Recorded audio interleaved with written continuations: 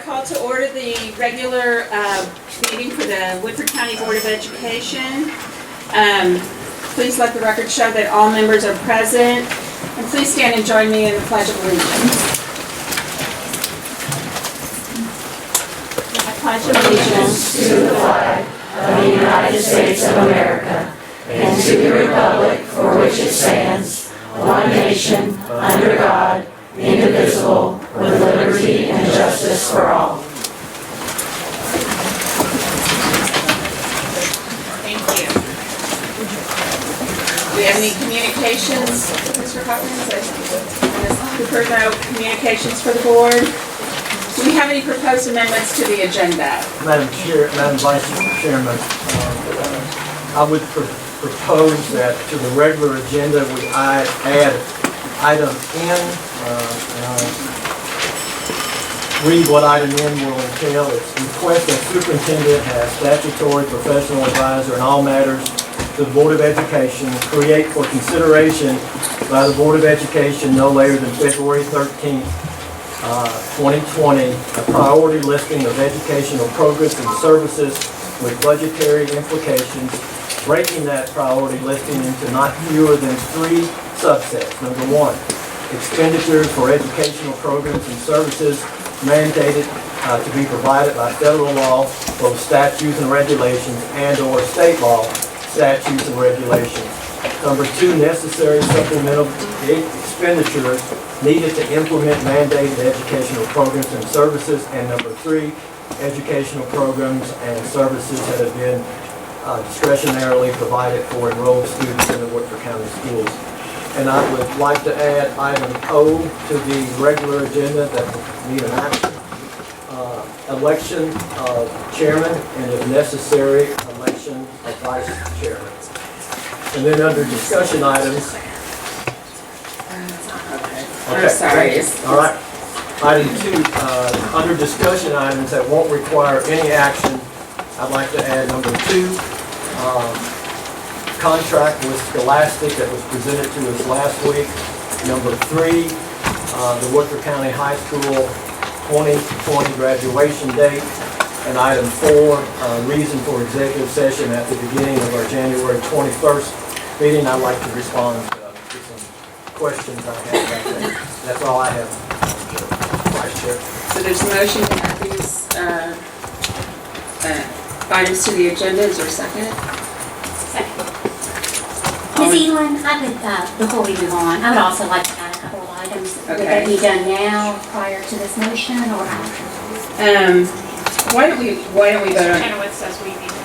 Got a motion on the floor. Right, we need to vote on Mr. Wilson's motion and then we'll entertain another one. Thank you. Okay. So all in favor for adding the items that Mr. Wilson has presented, say aye. Aye.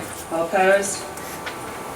Okay, Mr. Wilson's motion passes 5-0 and those items are now added to the agenda. Are there any other amendments to the agenda?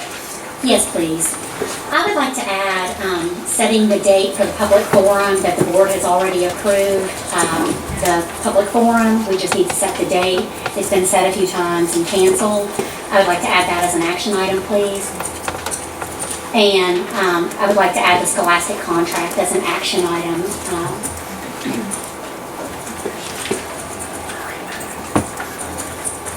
So, we have a motion on the floor to add 2 more agenda items per Ms. Springgrade's motion. Is there a second? Second.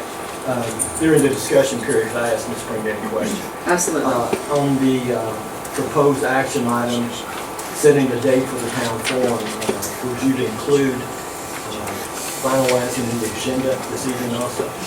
I believe the agenda has been finalized and voted on in a prior meeting, and so I would merely be asking to set the date for that board meeting, public forum that has previously been approved by the board. So no agenda. I believe that that has already been discussed and set. It was voted on and approved in a prior meeting. Where we set the date and then cancel the date and then set a date and cancel that and then set another date and cancel it. So I would merely just be asking for us to set a date for that public forum that we've already agreed upon and voted upon and approved. Any further discussion? In fairness, we have also discussed several times adding different things on to be included in that forum. So would you not want those to be able to be discussed in the forum, only what has already been voted on, or are you? I'm not opposed to having additional forums and setting the agenda for those additional forums. I merely feel like since we have already voted and agreed and approved a forum, a public forum, that we set the date for that. But I'm certainly not opposed to having multiple forums. I feel like that would be a really good idea. I feel like the public really should have the opportunity to attend those forums and to be provided information and ask questions. And so I don't object to additional public forums. I merely would like for us to set the date for the public forum that has already been approved and to hold that public forum. But I don't object if you wish to make an additional proposal to amending the agenda to adding additional dates for public forums. I don't object to that at all. I think it's a great idea. Any further discussion? All right, we have a motion and a second on the floor to add an agenda item, action item. I'm sorry, in further discussion on that, would we not have conflicting agenda items if Mr. Wilson is asking that Scholastic be a discussion item? Right, I was gonna just vote on this forum thing first, so that we can vote on You're gonna both. separate Yeah, the two. because there seems to be, yeah. We can discuss them both and do it in one motion, but people may vote one way with another and one way, so it's gonna split. Okay. So let's vote, if you don't mind, Ms. Brenda, would you mind if we just voted on one part of your motion now, and then you can make a second motion as far as the Scholastic contract? We discuss them differently. That's good. Okay, Is she So- amending her motion to be only one item then? Please. and then we'll, motion like I said.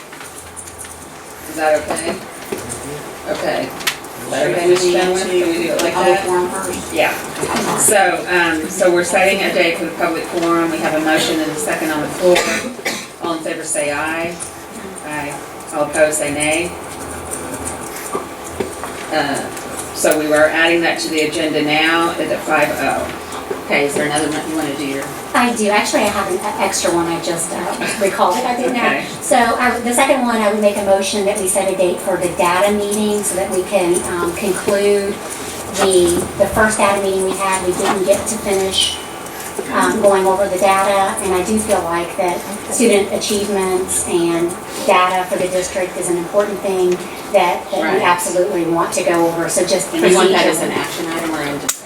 Just an action item, please, so we can go ahead and get that set tonight too. Okay, so we have a motion on the floor to add as an action item, setting a date for the, to conclude the data meeting that we had started last fall. Please. Is there a second? Second. By Ms. Richardson. Is there any discussion? No, I think that's agreeable to all of us. Okay, all in favor say aye. Aye. Aye, okay. All right. Miss Evelyn, can we pause for a second? Let me get Ms. Cooper a chair. I was gonna wait.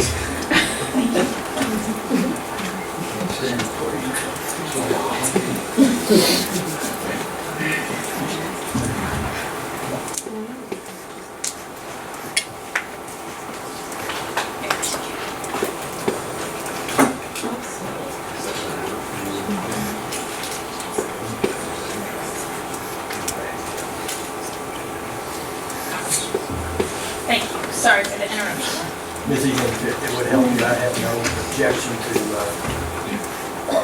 regarding the contract, changing it from, take it off the discussion, and she can Okay, all right, so bring to we, make a motion to make that an action item. So I would make a motion to move the Scholastic contract to an action item tonight on the agenda, please. Second? any discussion? All in favor say aye. All opposed? Madam Chairperson, I'd like to add one more thing to the agenda. If you could please Okay, have so what number are we up to now? We are up to NOPQ. All right, Mr. Wilson. I'd like to add the discussing the agenda for the town hall. I think that we need to discuss the agenda after we hear from public input and update it if necessary. Do you want that in discussion or action? Action.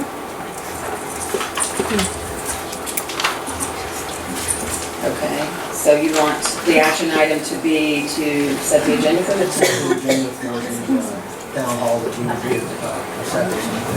Okay. Just to clarify, would that be a second town hall? You don't have a second on this No, it'll motion? be for, the agenda will be for whatever town hall we decide to take. It may not change, it may, we need to discuss it and vote on the agenda, so everybody will be clear. And with all due respect, I think we've already set the parameters and the agenda for that public forum. We had a vote, it was voted on in a meeting and agreed to, after which we had an open meeting where we all had the opportunity to sit up here at this table and discuss what would be included in that first public forum. So I'm not sure how we can now go back Do and we have a change. second on Mr. Wilson? I'm sorry. Do we have a second on Mr. Wilson's? Okay, Ms. Bradley second, so now we're into any discussion. Go on. I just wanted to make sure. I'm not sure why we wouldn't just arrange a second public forum or town hall. I'm not sure why we would go back and try to change the first one that's already been set. Well, and I think as you've shared many times, it's never wrong to give more information. So I don't see a problem with adding additional as long as the information that you want discussed is discussed, then there's not a downside to giving more information to the public. I think the only downside is we had a motion and it was approved, and so now go back and say, wait a minute, we're going to somehow unapprove it. I don't think it's unapproving it, it's amending it. I don't think that's, Okay, any further discussion? could we just check with Mr. Chenoweth? Is that all Mr. right? Chenoweth?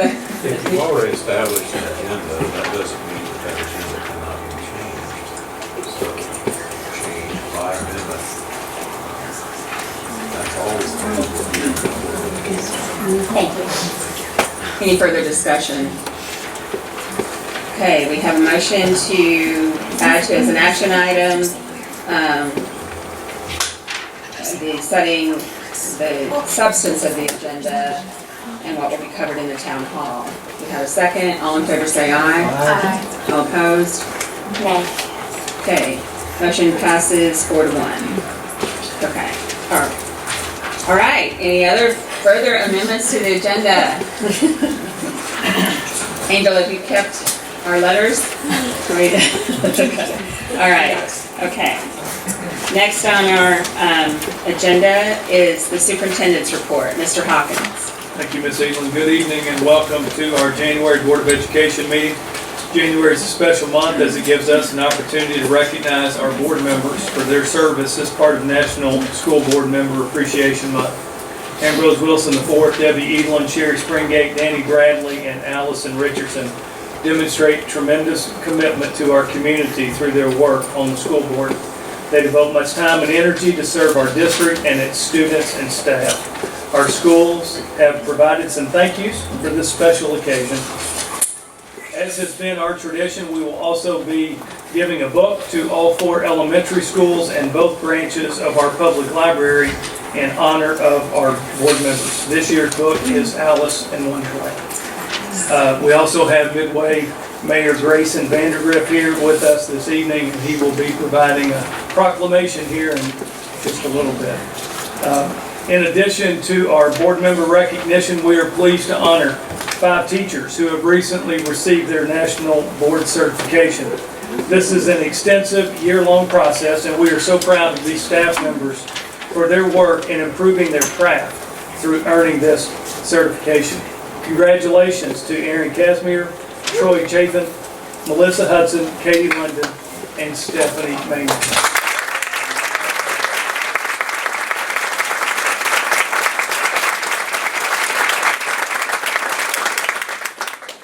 Earlier this week, we had our district spelling bee, and we will recognize our top 3 finishers at next month's meeting. Also want to congratulate our Woodford County High School academic team for capturing the District Governor's Cup Championship this past Saturday. They had a very, very strong team performance, and they will advance to regional competition next. Also, our high school wrestling team placed 6th in the state duels this past Saturday. Thank you again for being here this evening. It's an honor to serve as your superintendent. And I know with all of us working together, we can become the flagship school district in Kentucky. Thank you, Mr. Hawkins. Mayor Vandergrift, thank you and welcome. Thank you. Thanks for having me. I want to thank everybody for showing up. Most people don't come out to see me read a proclamation tonight. Thank you. Before I read this proclamation, I want to thank Superintendent Hawkins for inviting me, Ms. Cooper for coordinating that. And I also just want to say a little special thing about my school board member in my district, Mr. Ambrose Wilson, who of course announced his retirement from the board after 27 years. Ambrose, I just want to thank you on behalf of the city of Midway for your 27 years of service. That's a heck of an accomplishment. And all your amazing accomplishments affected a lot of people's lives in many ways. So thank you very much. I'll do this and get out of your way. This is a proclamation honoring the members of the Woodford County Board of Education during School Board Recognition Month, January 2020. Whereas our community values a quality education as a vital step along the pathway to success for our children, and whereas Ambrose Wilson IV, Debbie Edlin, Danny Bradley, Allison Richardson, and Sherry Springate contribute greatly to this community through their service on the Woodford County Board of Education, and whereas these decision makers are responsible for maintaining strong, effective budgetary oversight, high standards for employment, and a safe, well-managed set of school facilities. And whereas these board members are serving our community with integrity, honor, and a commitment to our children's futures. And whereas January 2020 marks Kentucky's observation of their contributions through School Board Recognition Month. Therefore, I, Mayor Grayson Vandergrift, do hereby proclaim the month of January 2020 throughout this community as School Board Recognition Month and urge all citizens to honor Ambrose Wilson IV, Debbie Edlin, Danny Bradley, Allison Richardson, and Sherry Springate for their service. Thank you very much. Thank you.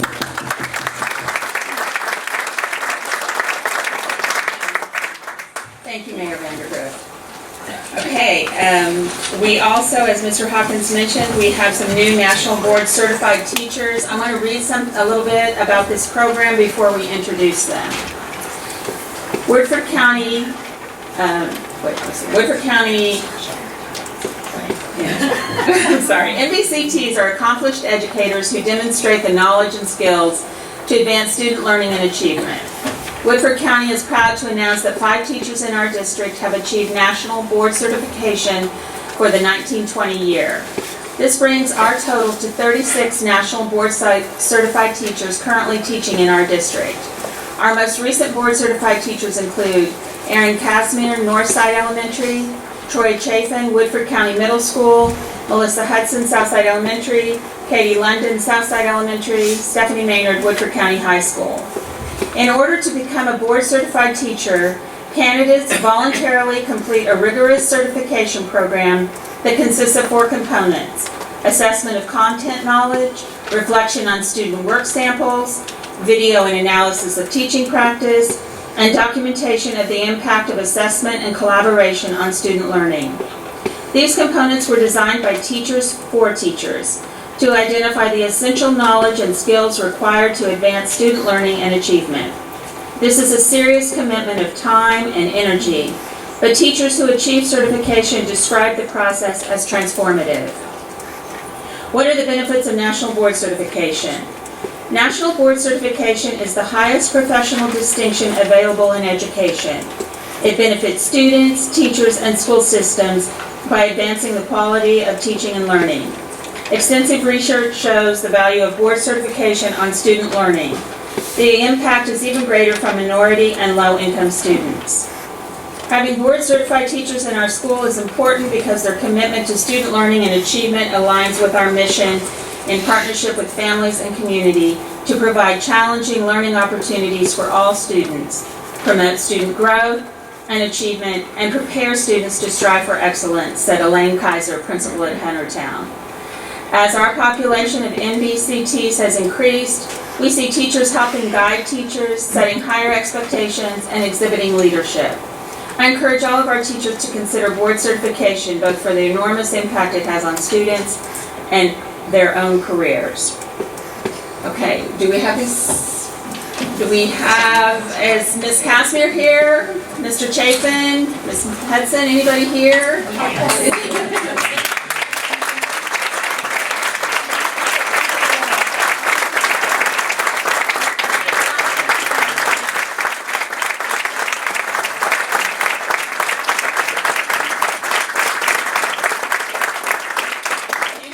Invite you forward, and you can come forward and shake our hand. We also invite you, I know it's a little crowded in here, but we invite you to share some of your experience with us and those in the room about what this process meant for you and for your professional development and for your students. So, Okay. It was just a really, I think, enlightening process to be able to kind of reflect on everything that I've been doing as a teacher and see if it really is beneficial to the students in ways that they're growing and learning. I think that was the biggest thing, was just to sit back and reflect on my teaching practices. anybody else want to comment on the time or blood, sweat, or tears? We've heard that in years past, so. Okay, well, thank you so much for your dedication to Woodford County.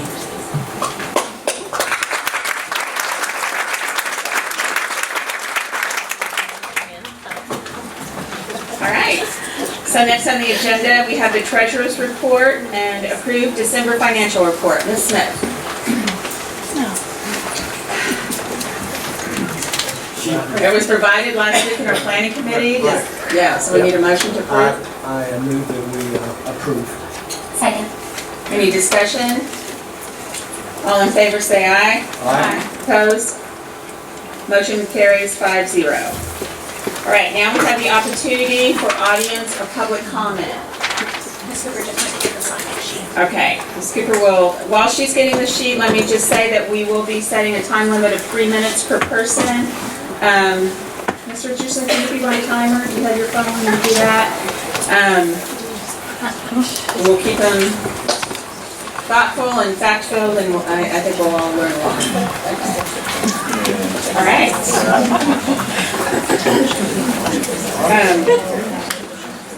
First on the list, I have Krista Stout and she wants to speak about concerns.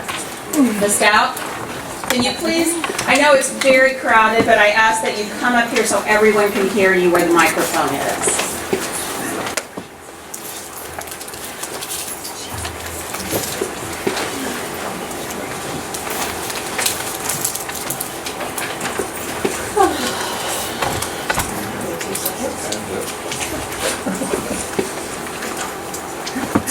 Good evening, my name is Krista Stout, founder of Voices of Versailles LLC, graduate architect, wife, and mother.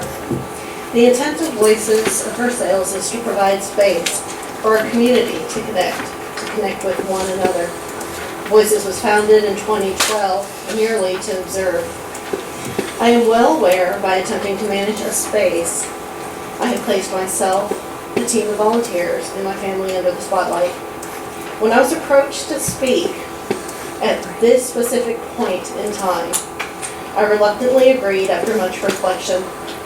Agreed under the condition not to focus solely on current concerns, but to speak generally on perspectives which come across my desk and my inbox concerning our school district system over the years. In my opinion, our community needs to emulate a cohesive culture, one founded on transparent communication, public accountability, and most importantly, trust. Trust in our leadership to do the right thing every time and to make the difficult decisions that need to be made for the good of the whole community. Our children need to go to school and feel safe, comfortable, and eager to learn. We cannot change the past, but our past does inform our future. We should all strive to learn and to push ourselves to be better, especially when it is difficult. Nor should we live in fear.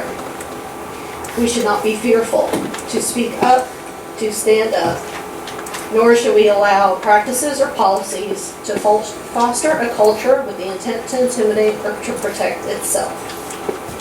It is each of our own responsibilities to stay engaged, to strive to be informed, and to hold our leadership accountable to these values. We need to have these conversations.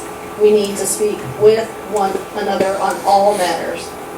We need leadership that values a whole approach and treats every member of our community equally. We need to do more than advocate, see something, say something. We must act if we are to place value in trust. Please put politics aside and place our children first.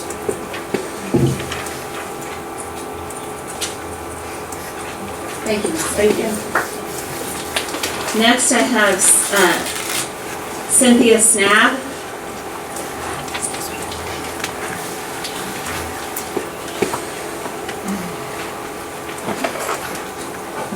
Good evening. My name is Cynthia Snap and I reside in Woodford County. We had 4 graduate students from Woodford County. My husband, born and raised here, and we both graduated Woodford County. I'm just bringing the forefront to make a statement. With more than 4,000 students on an annual basis in our public school system, let us just take a moment tonight to remind ourselves life isn't just about 2 + 2 = 4 or C-spot run. Students spend more waking hours per day within the educational system than home, work, or church combined. Influence matters. No greater value can we emphasize for our students than that of trust. And how do you as educators do that? First, it starts with a good role model. And if you make a promise, do everything you can to keep it. Be honest in your dealings with others. Treat others as you'd like to be treated. Don't expect more than you're willing to give. Realize there are consequences to broken trusts. It only takes one action, one moment in time to destroy trust. But it can take a lifetime to repair it. Thank you, Ms. Snap. The next person on the list is Margie Cleveland. Concerns.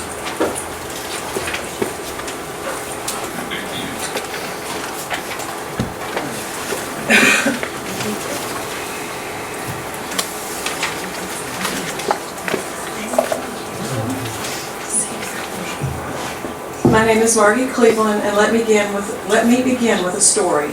Once upon a time, following a divisive tax vote, the school board began to plan a forum to bring the community together and develop a plan for the future. The direction of that board changed and proceeded with split votes towards a plan developed by individual board members. How this story ends is why I'm here tonight. I've been approached multiple times by concerned community members regarding the consequences of the board's direction and aggression towards anyone raising questions. In the audience tonight, we have several former board members. This large attendance by former board members is unprecedented. All of us have eagerly awaited the opportunity of that fairy tale community forum. Tonight is a small, one-sided glimpse of some of the thoughts, concerns, and questions out in the community. How did the funding change dramatically? None of the 4 fiscal agents with expertise in school finance recommended this current path. Each of the 4 groups presented how to acquire funding for a new high school. I have those reports if anyone's interested. How did the superintendent's 5-year financial projections go from being a report by a responsible fiscal agent of the district to an intentional attack on the board's plan for a new high school? Board members shared this negativity throughout the community. All but one of you attended the meetings that led up to the restriction of the $600,000 in 2018. The board had assured the community throughout the campaign for the nickel tax that the current tax rate would not be raised in addition to the nickel tax. If the nickel were to fail, there would still be no increase in the current tax rate.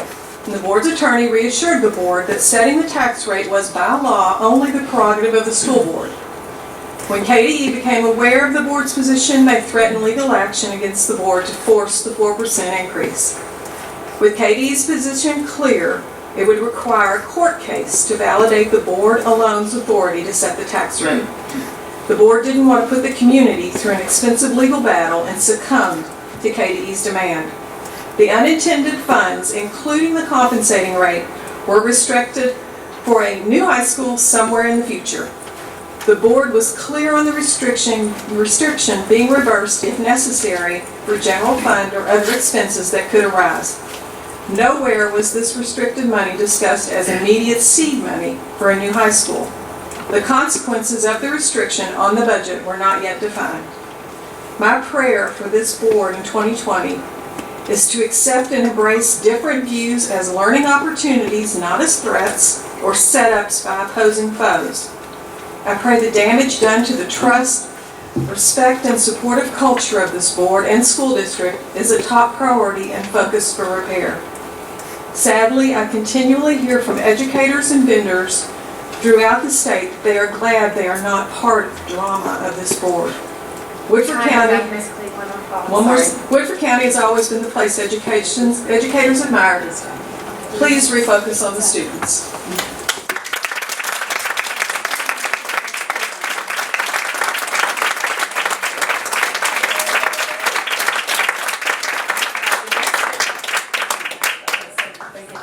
They gave 15 as well. Okay. Cleveland did. Okay. Trade room runs. You can take it off. You can take it off. Oh, Mr. Bruno, I'm sorry, I can't read your writing. That was Mr. Bruno. Okay, I'm taking you off. Okay, I'm sorry. William Foley, budget concerns. Mr. Foley here? There he is.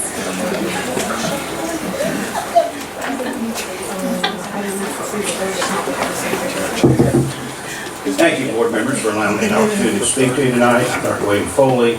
I'm a 75-year resident of Woodford County. 5 of my children graduated Woodford High School. I'm a grandfather of a student at Huntertown, and a granddaughter will soon be there. I sat for 12 years where you all are sitting. I understand how often you're called upon to make difficult decisions. I'm here tonight when you are confronted with some of those difficult decisions now and in the very near future. I'm here to ask you to not make budget cuts by reducing programs and personnel.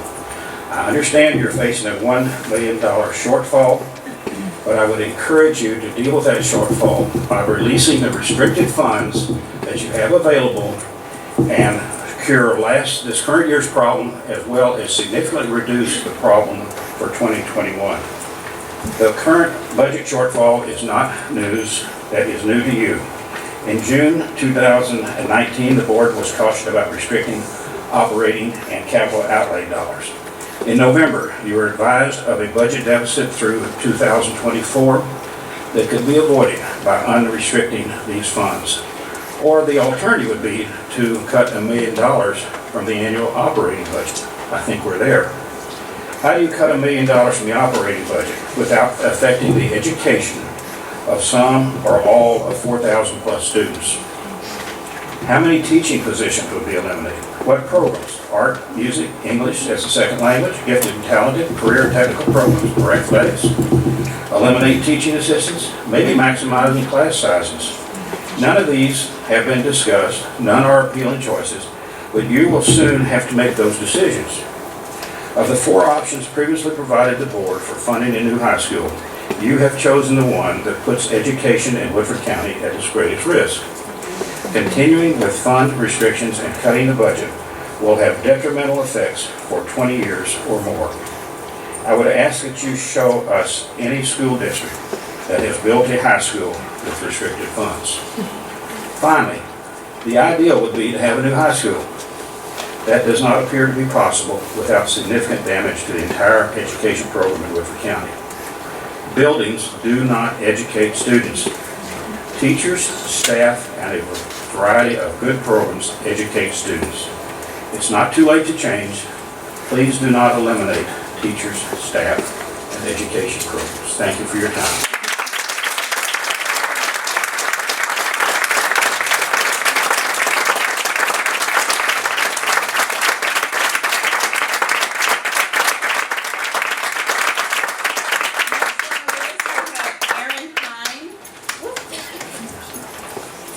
Hi,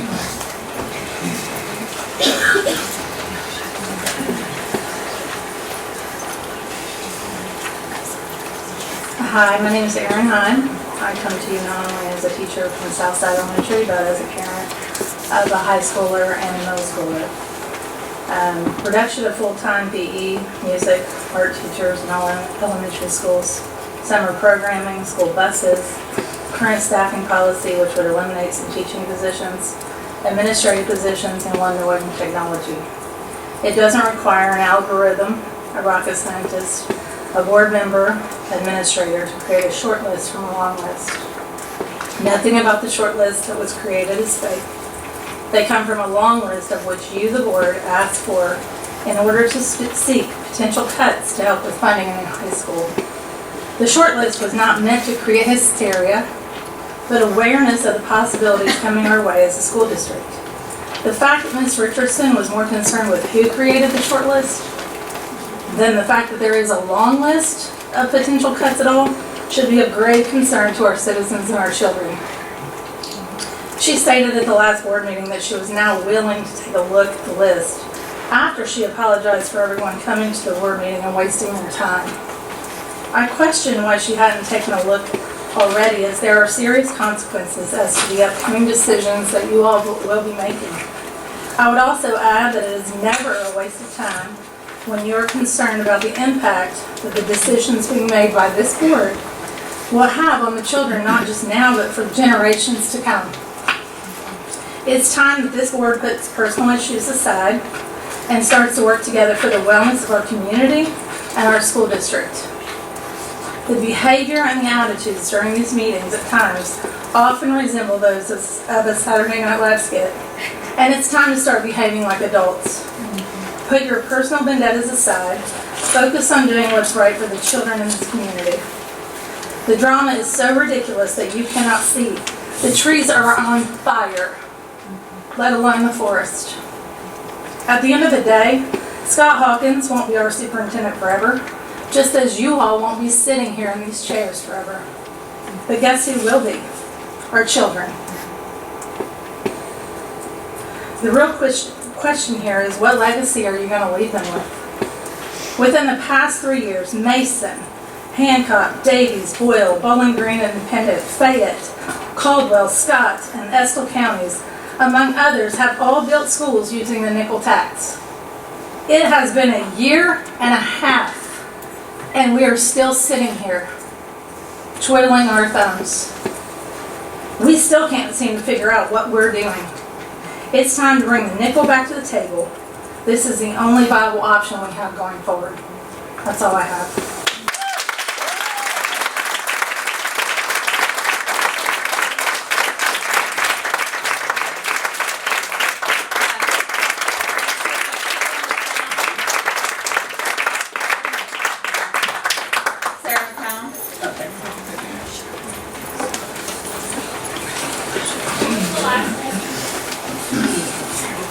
Good evening.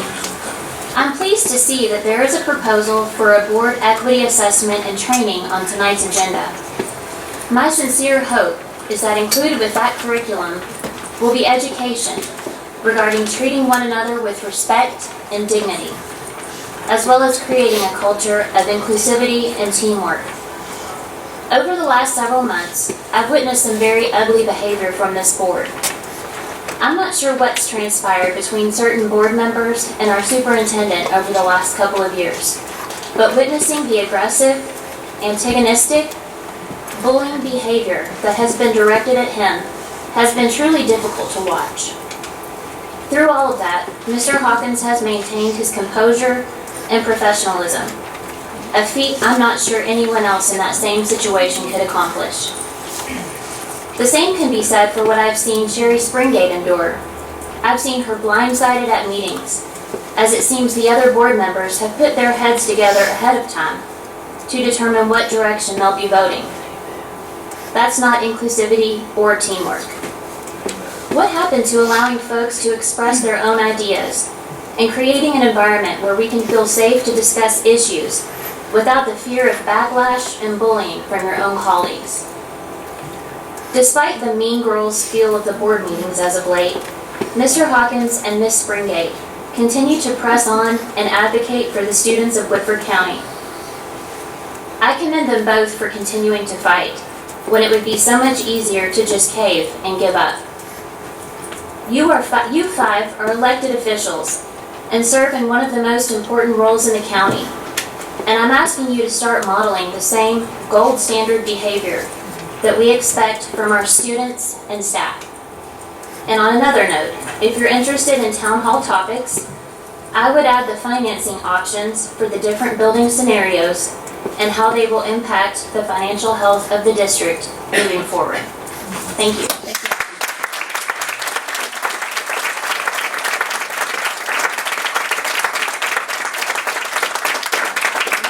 Next on the list is Mr. Adam Brookler.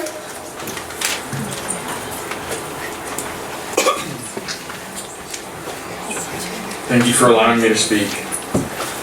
I hope that my message tonight is one of hope and unification. We all want what's best for the children of this community. I don't think anyone wants to negatively impact them, though certain actions can have that effect. My daughters are fourth generation to go through the Woodford County school system, although I myself did not grow up here. Our family moved back here to my wife's hometown, and one of the sticking points for me was that our daughters would be in a good school system. I did research and went off what my family and friends here told me. I was excited to learn and get involved with the community. When we moved here, I went on a tour of the current high school and was very disappointed in what I saw in that facility. I was very surprised that most people talked about how they've needed a new high school for over 20 years. I was then happy, however, to hear that the community had a plan to build a new high school for the children of this wonderful county. When I learned of the nickel tax, I asked a lot of questions and did my research to see exactly what it was about. It wasn't long before I also found out about all the controversy surrounding it. The amount of misinformation that was spread out was impressive, to say the least. The rumor that this tax would be on farm equipment, livestock, and other assets really scared a lot of people. While this was later proven to be false, the damage was already done. In reality, the nickel tax would have cost most people about $10 to $15 a month in property taxes on average. Much more manageable than people were led to believe. Last week, there was another rumor spread that the board had already drafted budget cuts to many school programs to fund the new high school. This again was debunked, but again had already caused a lot of fear and stress for many teachers who attended that meeting. Of course, we all know by this point that there are personality conflicts with individuals on either side and even the board itself. We're all human and are passionate about what we believe in. There's nothing wrong with that, but it's very important to keep in mind that above all, an improvement in the school system is an improvement in this community for generations to come. It's also important to realize that it can be done much cheaper for us as a community than many originally thought. I know the idea of phased building isn't preferable to many people, and so I hope that the nickel tax is proposed again, but give the community plenty of time and ensure the correct financial impact is shared so that all community members can make a fully educated decision on what is right for them. Thank you for your time. Thank you.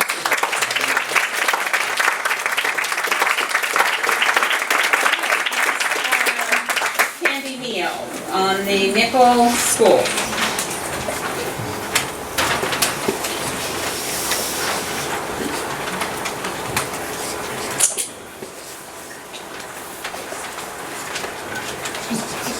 Hi, I'm actually not going to be speaking on the Nickel School tonight. I had a request from a former teacher of mine at the high school, Mrs. Sharon Tippett, who could not be here tonight, and she asked me to speak on behalf of her and Ken Tippett, who was my principal at Woodford County High School when I attended there, and I'm honored to do so.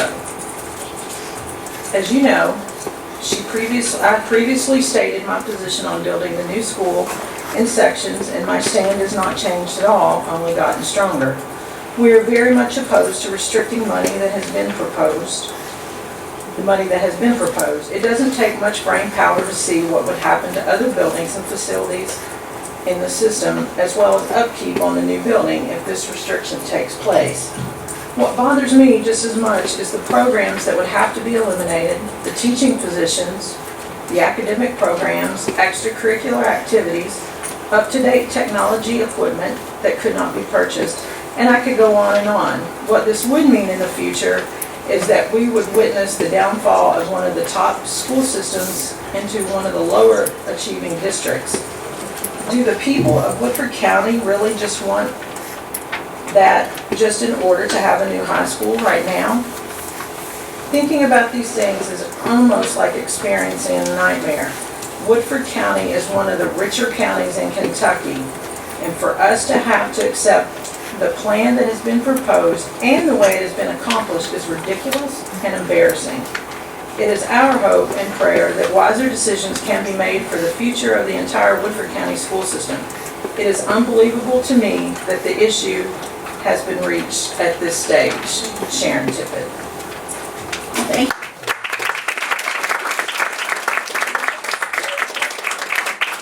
I have three people. I don't know if they're coming up together or separately. Melody Hamilton, Kim Joyner, and David Gross. Are you guys coming one at a time, or? I mean, you each have 3 minutes. You signed up, but I didn't know how you were going to do this. All right. I'll go first. I got my board because, again, I'm the teacher. So, first, on my agenda is apology. I wanted to have the opportunity to come to all of you and pass along my apologies. One of the reasons I like to talk to people face to face, and one of the reasons I'm talking to you all now, is because when you send an email or a text, sometimes your point gets lost or is misinterpreted when people read it. I've had to speak to people I sent my email to and apologize to them in person, and now I'm doing the same with you. And so, I teach my children, as well as my students, to be honest if you have done something to hurt someone, even if you didn't mean to. And so I am doing that. I'm practicing what I'm teaching. Usually, I look on the board agenda to see what's being discussed, and I saw a budget consideration list, protocols moving forward, and I clicked on the document titled Budget Expenditure Considerations. When considering the expenditures, I think of considering whether to keep funding or not keep those expenditures. As I looked through the document, I noticed all the programs on the list. As I said, I normally like to print things out and take them to people and show them. I knew the board meeting was that evening, so I sent out an email to the WCHS staff to tell them to read the budget expenditure consideration list. I also knew that I usually don't have time until the evening to go back and click on and read attachments fully during the day because my energy is focused on my students and my teaching. So I listed a few things from the list that were important to me as a teacher. And I used the word short list. I did not realize that the word short list would cause turmoil, and for that I apologize. I wish I could have said something last week at the planning meeting, but we're not allowed to speak at the planning meeting. I didn't put anything on Facebook. I don't think I've posted anything on Facebook since 2018 when I said thank you to everybody for the birthday wishes, which I think Facebook still says I'm 30-something. All kidding aside, I appreciate the passion that each one of the board members, along with our administration, has for each one of our schools and all of our students, and I do appreciate the board's concern for where the money is being spent in our district. I think being fiscally responsible with our money is all of our jobs. That is why I sent the email in the first place. I don't think the protocols, though, in the budget protocols moving forward agenda item last week were actually established during the board meeting. I would like to see this, as in number 2. I am still confused about the budget balancing process. I know how to budget my family's budget. I know that if I end up with a deficit at the end of the year, that I will be in trouble eventually. In the budget projections, I see $1 million or more we will need to account for somewhere. To me, that means that we need to cut somewhere. I'm not an accounting, nor am I a finance person, so I'm sure I'm ignorant of many factors. I'm sure there are others in the same boat as me. I would love to have a learning session for people who are trying to understand the school budget. I like the fact that all of you take the time to listen. Last time I spoke with you in May of last year, you listened. I asked the board meetings to be videotaped for people who were unable to be at the board meeting but would have liked to have been there. As of August of last year, those meetings have been available. Thank you very much. Are you taking your 3 minutes? I'm sorry. Take my 3 minutes. Okay, go ahead. Thank you so much. I urged trying to get donations or naming rights for various parts of the building to help pay for the building. I'm not sure the rules surrounding this request, but I've heard that some board members have been trying to work on that. Thank you again for listening.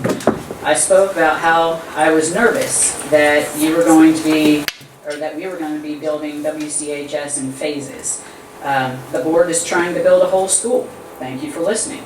My concern going forward, though, is that we had money, $35 million of bonding capacity back in May, and what changed between May and now to afford $50 million. I don't want to build a building at the expense of programs. A house does not make a home. I urge you to consider making plans to build the best high school in the state, but wait until we have adequate funding to make that happen. I had the chance to meet with our architects about the health and PE portion of the building.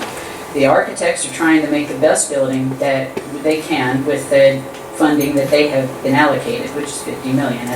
As our HPE team sat down with the architects, I realized that the square footage of what they are proposing for the new building is actually less square footage than what HPE has now in our current building, 24,000 square feet versus in our current building, over 29,000 square feet.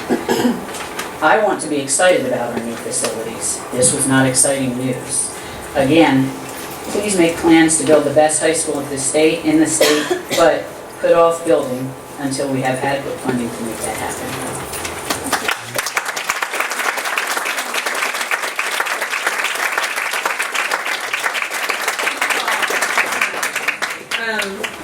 Next on the list is Joe Belford.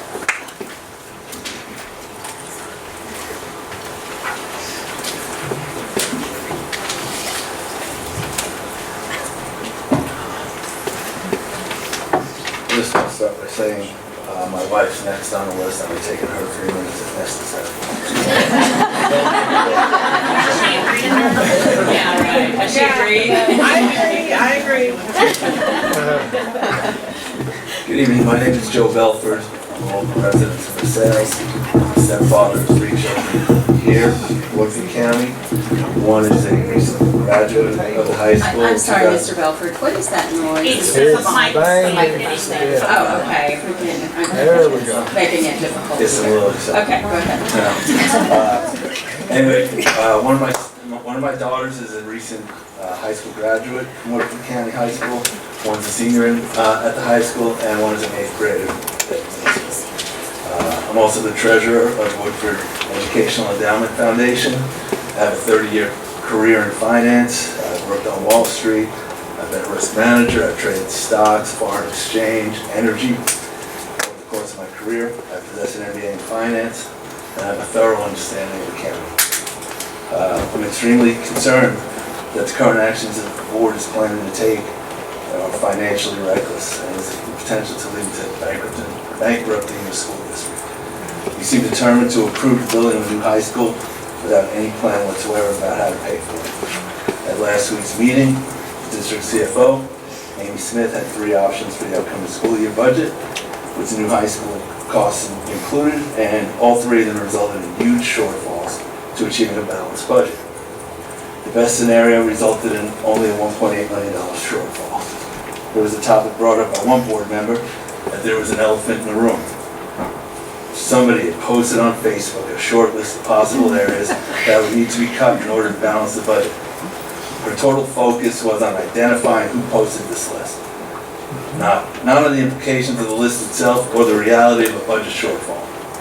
The reality is that with a new high school, new cuts will have to be made to balance the budget, whether from that short list or from a longer list that is currently circulating and includes many important jobs, resources, and programs that will all have to be evaluated, and the board doesn't seem overly concerned about this. We have teachers in the district who are long overdue raises, kids who need various specialized programs, sports and activities that involve numerous students and people, and jobs throughout the schools that are imperative. If the board chooses instead to focus on one thing, and that's the real elephant in this room right now, and that's the board's approval of the new high school. Even though the funds needed to build this high school are non-existent. As Amy's presentation explained, we simply don't have the money. The concern about the consequences of this action are being completely ignored, or else I fear completely misunderstood. I'm beginning to believe that the board doesn't understand basic economics or the basics of balancing a budget, any budget, including the one currently under review.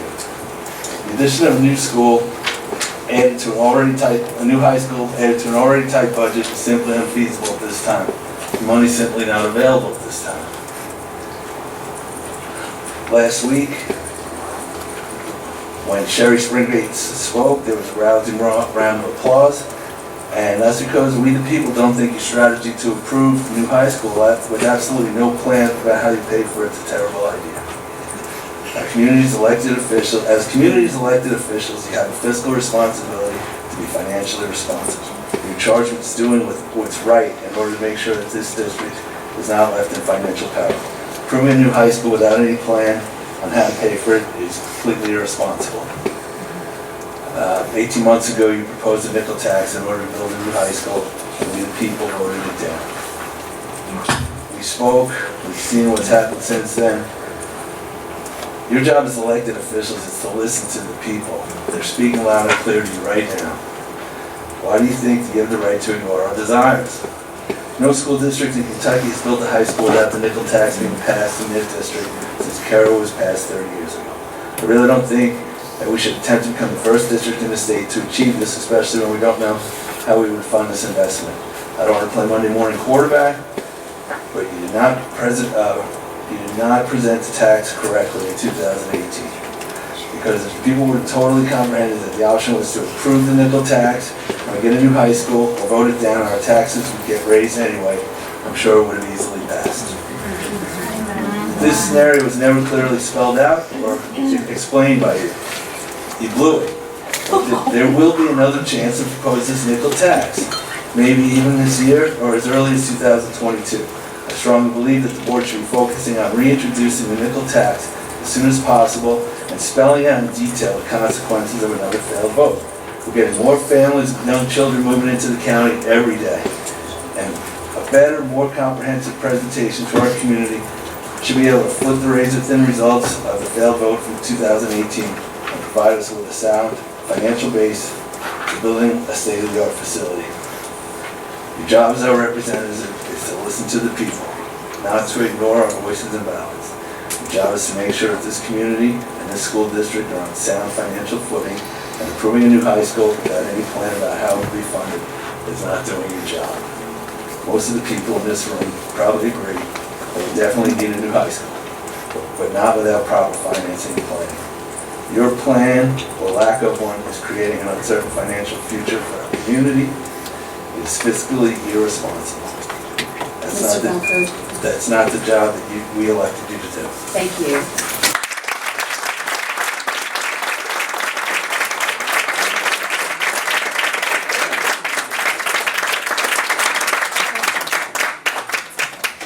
Next, I have Stephanie Blankenship and Charlene Souder, again in the same block. I don't know if they're coming up. Come on up.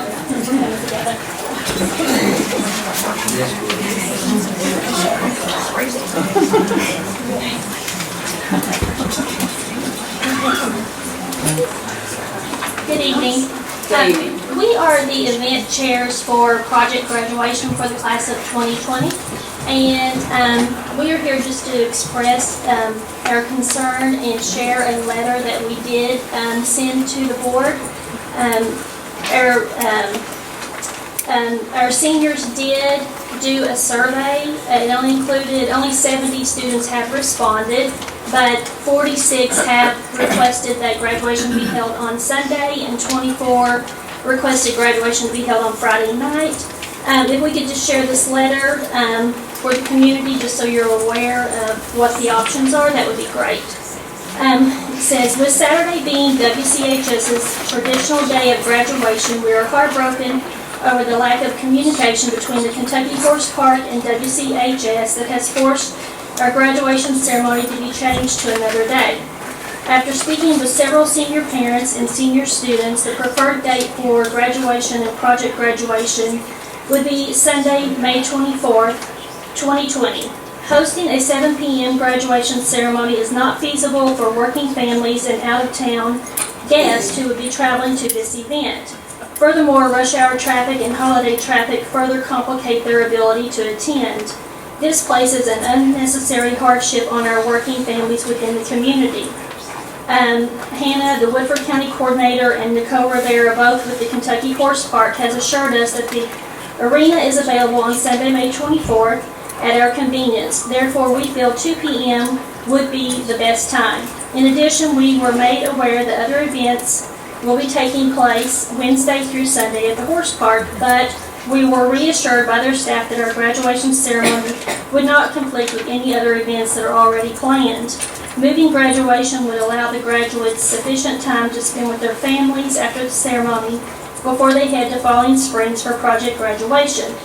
If graduation is held on May 22nd as currently planned, or they're discussing, we are concerned that undue stress and pressure will be placed on both the graduating class and their parents, who are responsible for the preparation and setup of project graduation due to time constraints.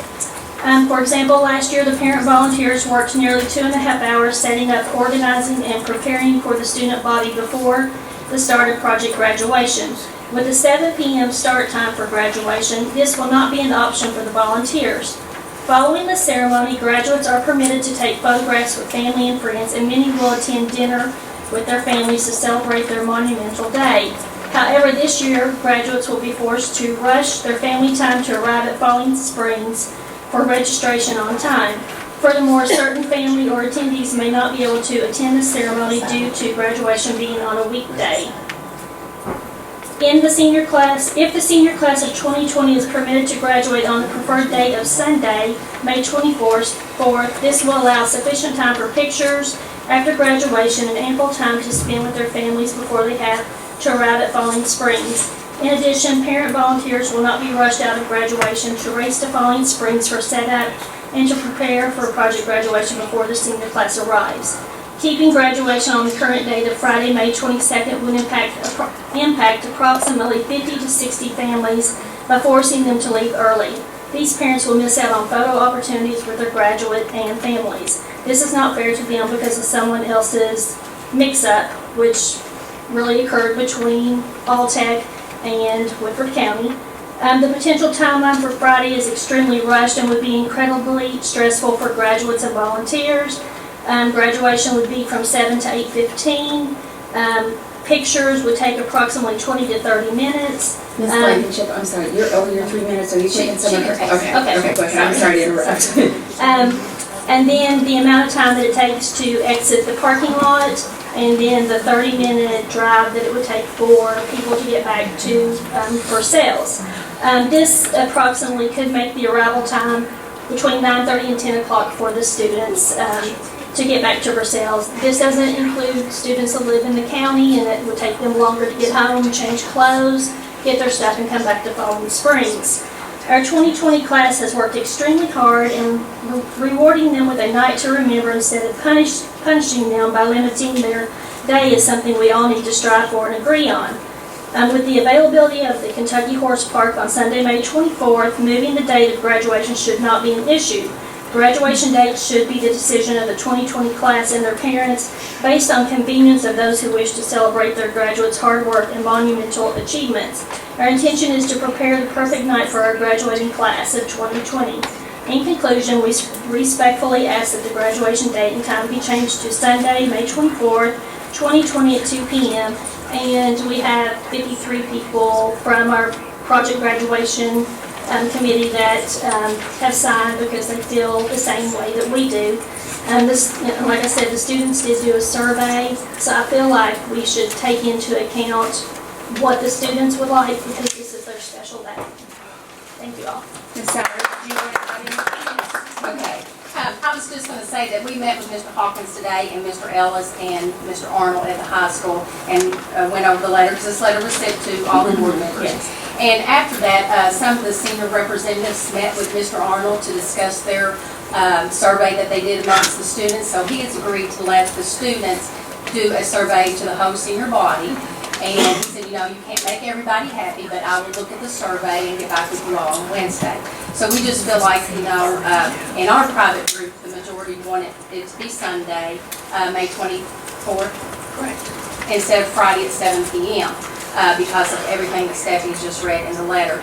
So we just wish that that will be changed to Sunday at 2, or the Forest Park has informed us that we can do earlier or we could do later, and we are aware of other events, but they said that should not conflict with our graduation ceremony.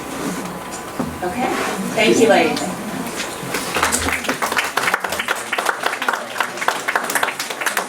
So next on the list I have Corey Sayer.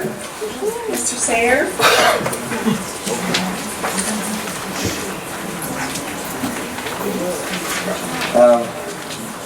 My name is Corey Sayer, and I'm not used to staying within 3 minutes, so I'll just do my best. I'm going to echo a lot of the same things people have said before, so I don't want to go into detail. I teach at Anderson County High School, a county that has much fewer resources than Woodford does.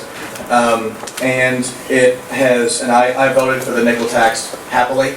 I was saddened by the misinformation that was put out.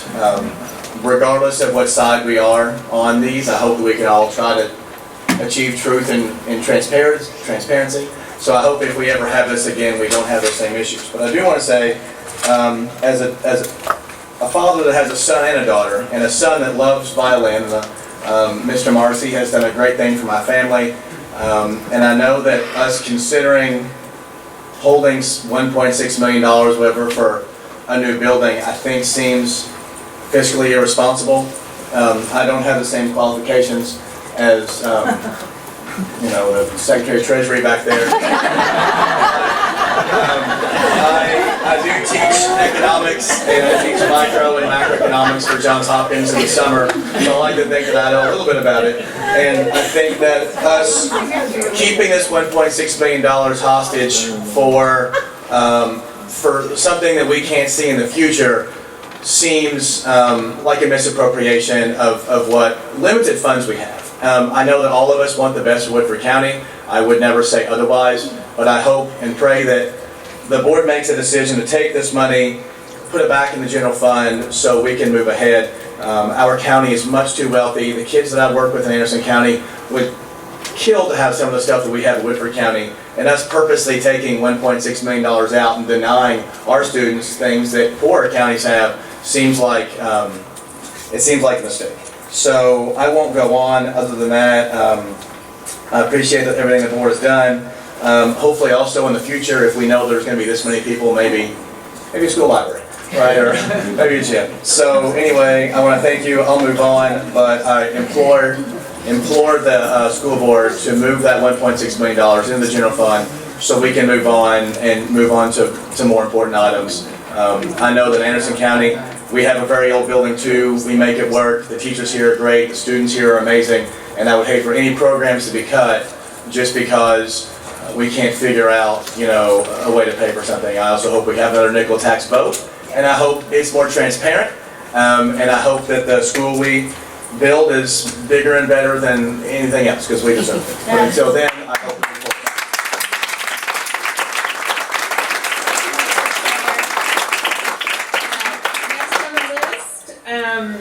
Dr. Donald Gross. Dr. Gross, are you here? I'm way back here. Okay. You're not going to deduct time for 5 minutes to get up here. Do you want your old seat back? No.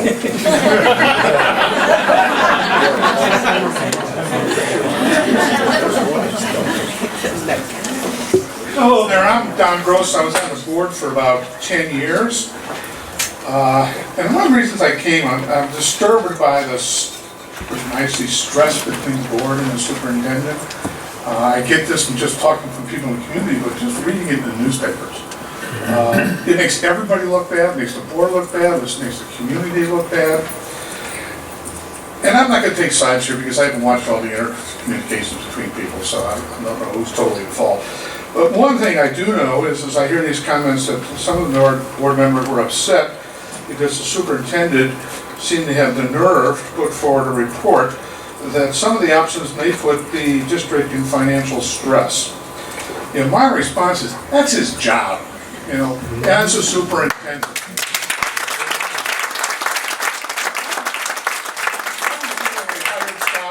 And I'm convinced he was the best choice, and he's one of the best superintendents in the county, in the whole state. And so, you have the authority to overrule it, so be it. I mean, that's the way it is. But you have to listen to him, and listen to his financial people. Now next, I just want to make a few comments about the public forum, and a lot of this is what other people have said. What you need to do in this forum, okay, is set out the options, okay, and the consequences of these options.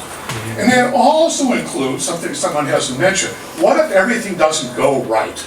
There's all these economic projections says it's going to go this way, and everything's going to be fine, hunky-dory, we're going to have all the money. What if there's a recession or you don't have the money? What happens? And that includes confronting people's fears of what's going to be cut. Okay? They need to know that. And that includes the nickel tax. Yeah, you can run it again. I mean, I taught political science. If you think elections are fair, the bridge I want to sell you. It may not have been nice in the last election, but you also have to consider, what if we push the nickel tax and it doesn't pass again? Okay? What are we going to do? You've got to be looking in that foresight. My own view is right now, the money's not there for a high school. Okay? And I'm not defending the current high school. I often think it's one of the ugliest high schools I've ever seen. But, you don't spend money because you're going to have it look pretty. But I think the fact of the matter is I'm not sure there's any evidence that simply because you have an old building that students are being really hurt by the building. It's the teachers, it's the staff, it's the administrators, which gets students to high performance. And our administration has led that way. Many of our teachers have that way. Both my daughters graduated from high school. I remember everybody complaining all the time about having to be in school when they're redoing a building. Both my daughters were. They'd come home, we saw holes in the ceiling and everything. They weren't hurt by it. They got through it. Kids are stronger than you think. They can live in some crummy conditions. What they can't live with is if the options don't work out, you run out of cash and you got to cut programs. Thank you. Thank you.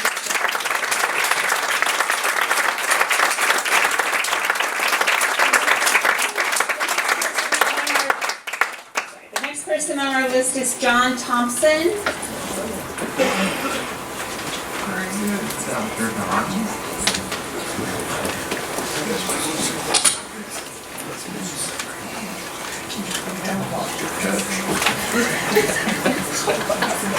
Good evening, my name is John Thompson. I would first like to thank each of you for serving on the board. I know how difficult that is because I've been in that seat before.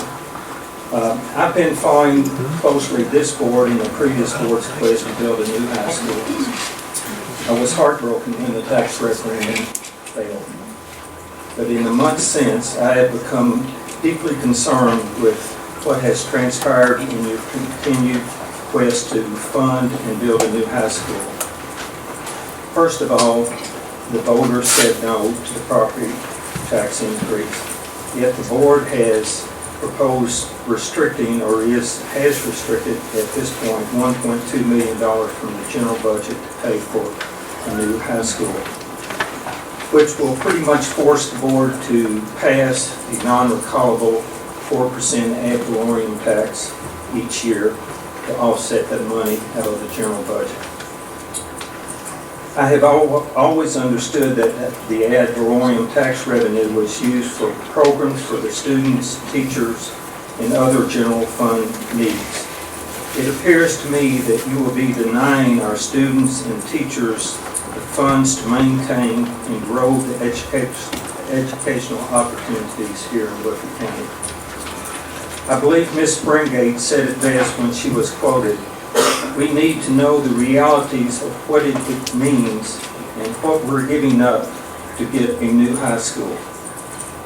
For several years now, Woodford County school system has been rated as one of the best in the state. I'm not sure that will be the case if you proceed in this unprecedented manner to fund a new high school. I'd like to leave you with a couple of questions. Are you being fiscally and educationally responsible in pursuing to build a new high school in the manner you are suggesting? Yes, we need a new high school.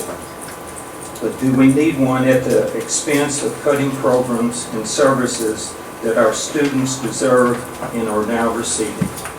Thank you very much. Thank you.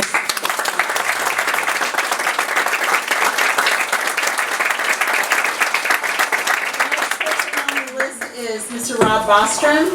Mr. Bostrom?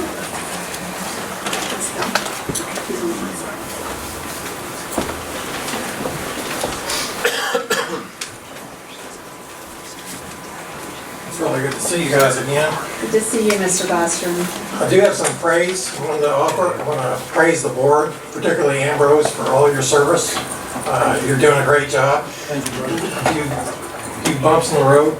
And Scott, I want to praise you for being here 10 years. When we interviewed you, you said you would do it. You did it.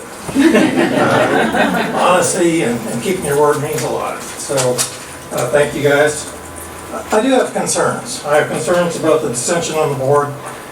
That's been covered. Don't need to say anything else. The lack of respect for Scott is just intolerable. Just can't have it. And that's why I came, because Marty, that's the main reason, just to try to make an impression on the respect. The budget, I think there's some issues. You're spending non-capital monies on new schools. You know, I don't think that's sound. Scott advised against it, and I think it was good advice. The new high school plans, evidently you're going to have a forum, and you know, maybe I'll drag myself over there. But a couple bullets on that. What are the needs not being met with the existing school? Put that on the website, list them, and monetize them. Has retrofitting the existing high school to meet these needs been fully explored? And how much could that cost, and could it be phased? It's not a terrible idea. It is ugly, I agree with Don, but it's functional. And the teachers are the main thing. Are there community resources to tap for partnerships, such as KCTCS? Can we move 100 students to some of these places and expand the footprint of the school? Make it a community endeavor, not just in a building. What are the expansion needs for the elementary schools, and indeed all of the schools? There's increasing population in Woodford County. I haven't heard anything about what you're going to do for the rest of the schools. It seems to me like the proposed new high school is costing too much, considering Woodford County available tax revenue and growing uncertainty about state revenue. Now that's kind of a big deal. My solutions: I would slow down the process, and I would try to find community input and agreement. Slowing down things might benefit by decreasing the tensions and give more opportunities to find common ground. In this age, common ground is very elusive, as we know, but still we need to find it. And in Woodford County, of all places, this is God's playground here. I mean, this is we should be able to do this. And then let's work within the budget and be fiscally responsible. And again, I thank you for your time, and we'll be praying for you guys to make good decisions in the coming days.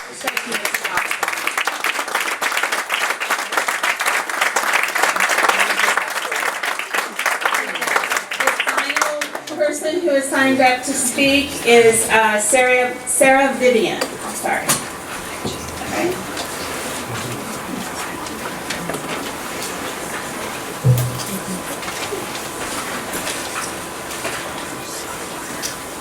Good evening. My name is Sarah Vivian.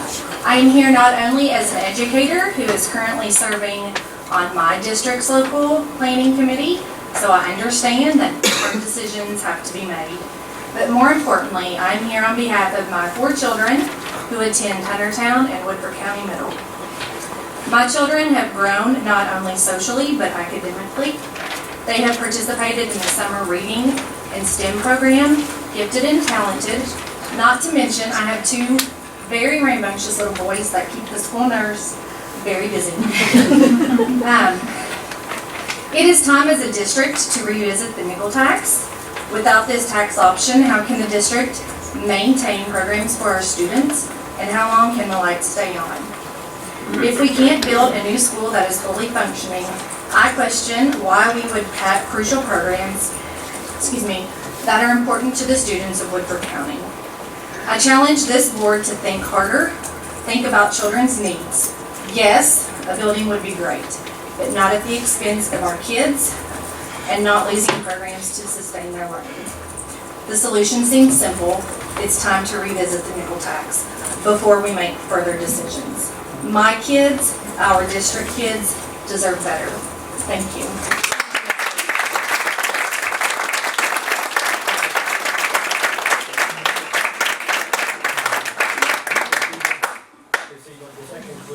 that concludes Could the I- public comment. Could I request 3 minutes, please? You did. No, can I still have 3 minutes? Sure. Is that okay, Mr. Chenoweth? Is that okay, Mr. Chenoweth, please speak? Thank you. I can't tell you how much I appreciate y'all coming. You've got me excited, you really do. I want to thank, this is like old board member, this is your life, seeing John Thompson, Don Gross. I always love Don Gross's hair, he's got the best hair in the world. Margie Cleveland, Bill Foley, Rob Brostrom, Rex Cecil was, I saw him out there. It's good to see everybody. This is just my opinion, and I really do agree with a lot of things that were said tonight. When taxes didn't go up in 2 years, so 2 years, I can't forget I don't know the years, but it was 3 and 4 years ago, the check engine light came on. And everybody knows what a check engine light is. You look at it and you wonder, how am I going to handle that check engine light? Do I take it to get fixed? I don't have the money to fix it. Or do I just ignore it? I can't ignore it. So what I'm going to do, when I see the puddle of oil, I know there's a problem, I'm just going to keep putting oil in it and kind of ignore the check engine light. I agree with everything you said. The check engine light is on. And we can choose to ignore it, or we can choose to fix it. And I think that's what you all are asking us to do, to fix the check engine light and fix the engine. Miss Cleveland, we served many, many years together. We sometimes agreed, sometimes we didn't, and I respect her. And I agree with what she said about one thing. It's not about how the story starts, it's about how the story ends. And you all were absolutely right about the town forum. And I agree, no one's ever said we shouldn't have a town forum, but we want the town forum to be productive. And we want the town forum, I want the town forum to discuss the issues you all have spoken about tonight. I have 11 months left. I won't be able to fix these issues in 11 months, but something I can do is bring it to the forefront to where Don Gross, I wanted to give him a standing ovation because he led into some of the things I'm going to be talking about tonight. But I think everybody is in agreement that the check engine light is on when it comes to the high school, when it comes to finances, when it comes to taxes. And that's what a town forum ought to talk about. These are the problems, these are the options, and where are we going to go next? And I think we're all saying the same thing. I would ask you, don't leave. Stay and listen to what we're going to talk about tonight, because I think we're going to address some of the issues you're talking about. And I'm so glad that our ex-board members came back, because they're absolutely right. We got a problem. The check engine light's on. We can't ignore it. Thank you all very much. Thank you, Mr. Wilson. All right, that concludes audience public comment. We move to our consent agenda. Does any member want anything removed from the consent agenda? We have a motion to approve the consent agenda. So moved.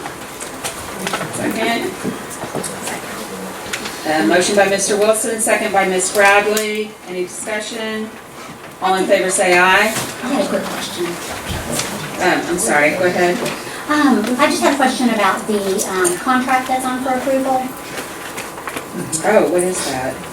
We didn't have any discussion about it, and I just wondered if... Is that the Scholastic contract? Oh, okay, go ahead. Do you have... It's a contract for the equity team coaching. And so I just wanted to just clarify with Mr. Hawkins. We had our equity audit this past year, and this would be a follow-up to that. What this contract entails is for Dr. Banks to come back and work once a month with the equity team as we begin implementation of the action plan. So this would allow her to come back once a month through July to continue that work. We are going to have a couple contracts or proposals for you in February that would concern the assessment that we want folks to go through, and then the training component that would be carried out throughout the 2021 school year. So that will be coming in February. Thank you. Okay, any other discussion? All right, a motion and a second approve the consent agenda. All in favor say aye. Aye. All opposed? Consent agenda passes 5-0. Now we move into our regular agenda. Mr. Hawkins, you have your... Item A is to accept the notification of all the personnel matters since the last board meeting. I move we accept notification. Second. We have a motion by Mr. Wilson, a second by Ms. Springate. Is there any discussion? All in favor say aye. Aye. All opposed? Motion passes 5-0. Next is the accept notification of payment of bills. So moved. Second. We have a motion by Mr. Wilson, a second by Ms. Springate. All in favor say aye. Aye. All opposed? Motion passes 5-0. Next, item C, approve minutes of the December 9th, 2019, December 16th, 2019, and December 16th, 6 p.m. 2019 board meetings. All members were in attendance. We have a motion to approve these minutes. So moved. Second. We have a motion by Mr. Wilson, and a second by Ms. Springate. All in favor say aye. Aye. All opposed?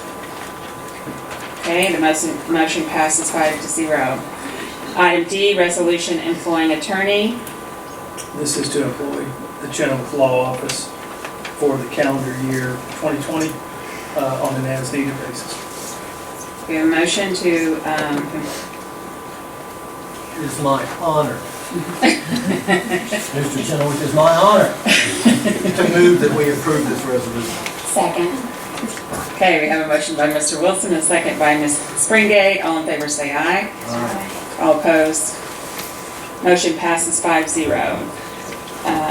Item E, I'll call on Ms.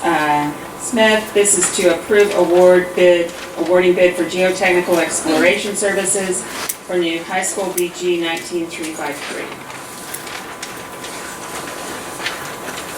Ms. Smith, you want to talk about it? Yeah, we Okay. Okay. No additional. All right, we have a motion to approve awarding bid for geotechnical exploration services for new high school. So moved. We have a second. We have a motion by Mr. Wilson, a second by Ms. Bradley. All in favor say Do we aye. have discussion? Oh, I'm so sorry. Is there any discussion? Yes, I would like to ask that we table this motion until after we hold the public forum so that we can discuss the path forward and a financial plan.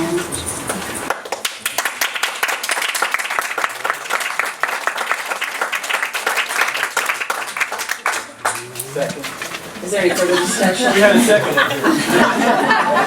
For the record, sir, who's? Raise your hand. Okay, so now we have, any further discussion about moving forward or tabling the motion?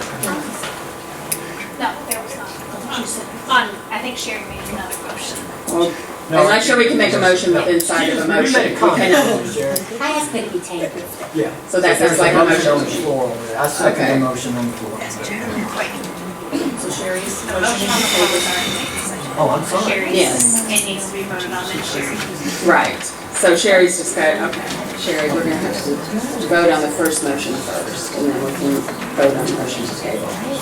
Right, Mr. Chenoweth, we can't have a motion within inside of a motion that's already been moved and seconded. Okay, any further discussion? All right, all in favor say aye. Aye. Okay, we are, okay. I think there's some confusion there. All right, we are voting, we have a motion on item E and a second on item E, which is to approve awarding bid for geotechnical exploration services for new high school BG 19353. All in favor say aye. All opposed? Nay. Okay, so let's count on this. Everybody voted nay? Not everybody. Ms. Springday voted yea. There's 3 nays here and Ms. Springday. We are voting to approve the awarding the bid. I thought you wanted to table it. I did vote nay. Okay, let's do this by roll call, please. Is everybody clear on what we're voting on? No. No. Okay. We have a motion on the floor for item E on the agenda. Approve awarding bid for geotechnical exploration services for the new high school, BG 19353. That motion has been moved and seconded. Okay, I thought the motion that you were bringing to the floor was Ms. Springer's motion. No. Okay, all right. No, we have to, if I'm understanding that right, we already had that motion, so we can't include another motion. I guess one further discussion point on this is it is important to know that we've been told that any information gathered on this would be good for the long term. This is not only relevant if we build in the next 3 years. Mr. Locke is here. Mr. Locke, is that something that you concur with? Okay. So this is work that we'll have to do at some point anyway if we ever build on the property. And I guess my follow-up question would that be something KDE would require, or a new architect firm, or even your architect firm, if we hold off on building this for the next few years? Would we have to redo that again because it's time limited and things change, or because it's a requirement of building or permits or processes?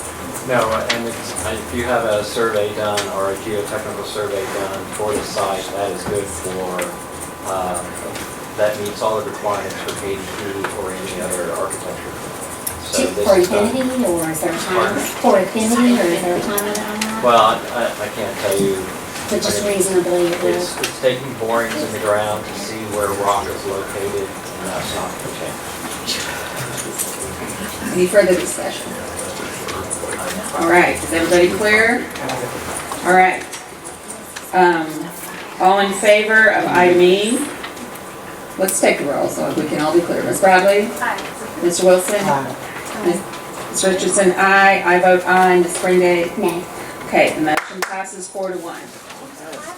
Okay, item F. Award, or item F, approve award bid for web hosting services. Yes, we are proposing to move with school blocks for our web hosting services beginning July 1st, 2020. Is there a motion to approve awarding bid for web hosting services? So moved. Is there a second? Second. There's a motion by Ms. Bradley, a second by Mr. Wilson. Any discussion? All in favor say aye. Aye. Opposed? Motion passes 5-0. All right, Ms. Evelyn, I'm going to interject here before item G and say, before we get there, I think it would be completely tone deaf to vote on this tonight, and I move that instead of approving the revised BG1, we table the revised BG1 pending more input from the community. I second. Okay, there's a motion on the floor to table item G and a second. Motion by Ms. Bradley, second by Mr. Wilson. Any discussion? All in favor say aye. Aye. Opposed? Motion passes 5-0. So that item G has been tabled for a later date. Item H, facility dog at Southside. Everybody loves dogs. All right. Now, item H, facility dog at Southside. We shared information with you based on the request from the site-based council at Southside Elementary School. I believe they've done their due diligence in terms of being prepared for that, so we would recommend that. So moved. I happily second this motion, and will tell you that the Southside teachers and students are very excited. Okay, I have Sully? Yes, that's correct. Yes. All right. Coming to Southside. All right, so we have a motion by Mr. Wilson and a second by Ms. Bradley to approve the facility dog at Southside. Is there any more discussion? All right, all in favor say aye. Aye. All opposed? Motion passes 5-0. Item I, waive graduation requirements for honors diploma student. As we explained last week, we do have a student who is pursuing the state early graduation pathway, so he will graduate in 3 years. He has met all of the academic requirements contained within the honors diploma graduation requirements.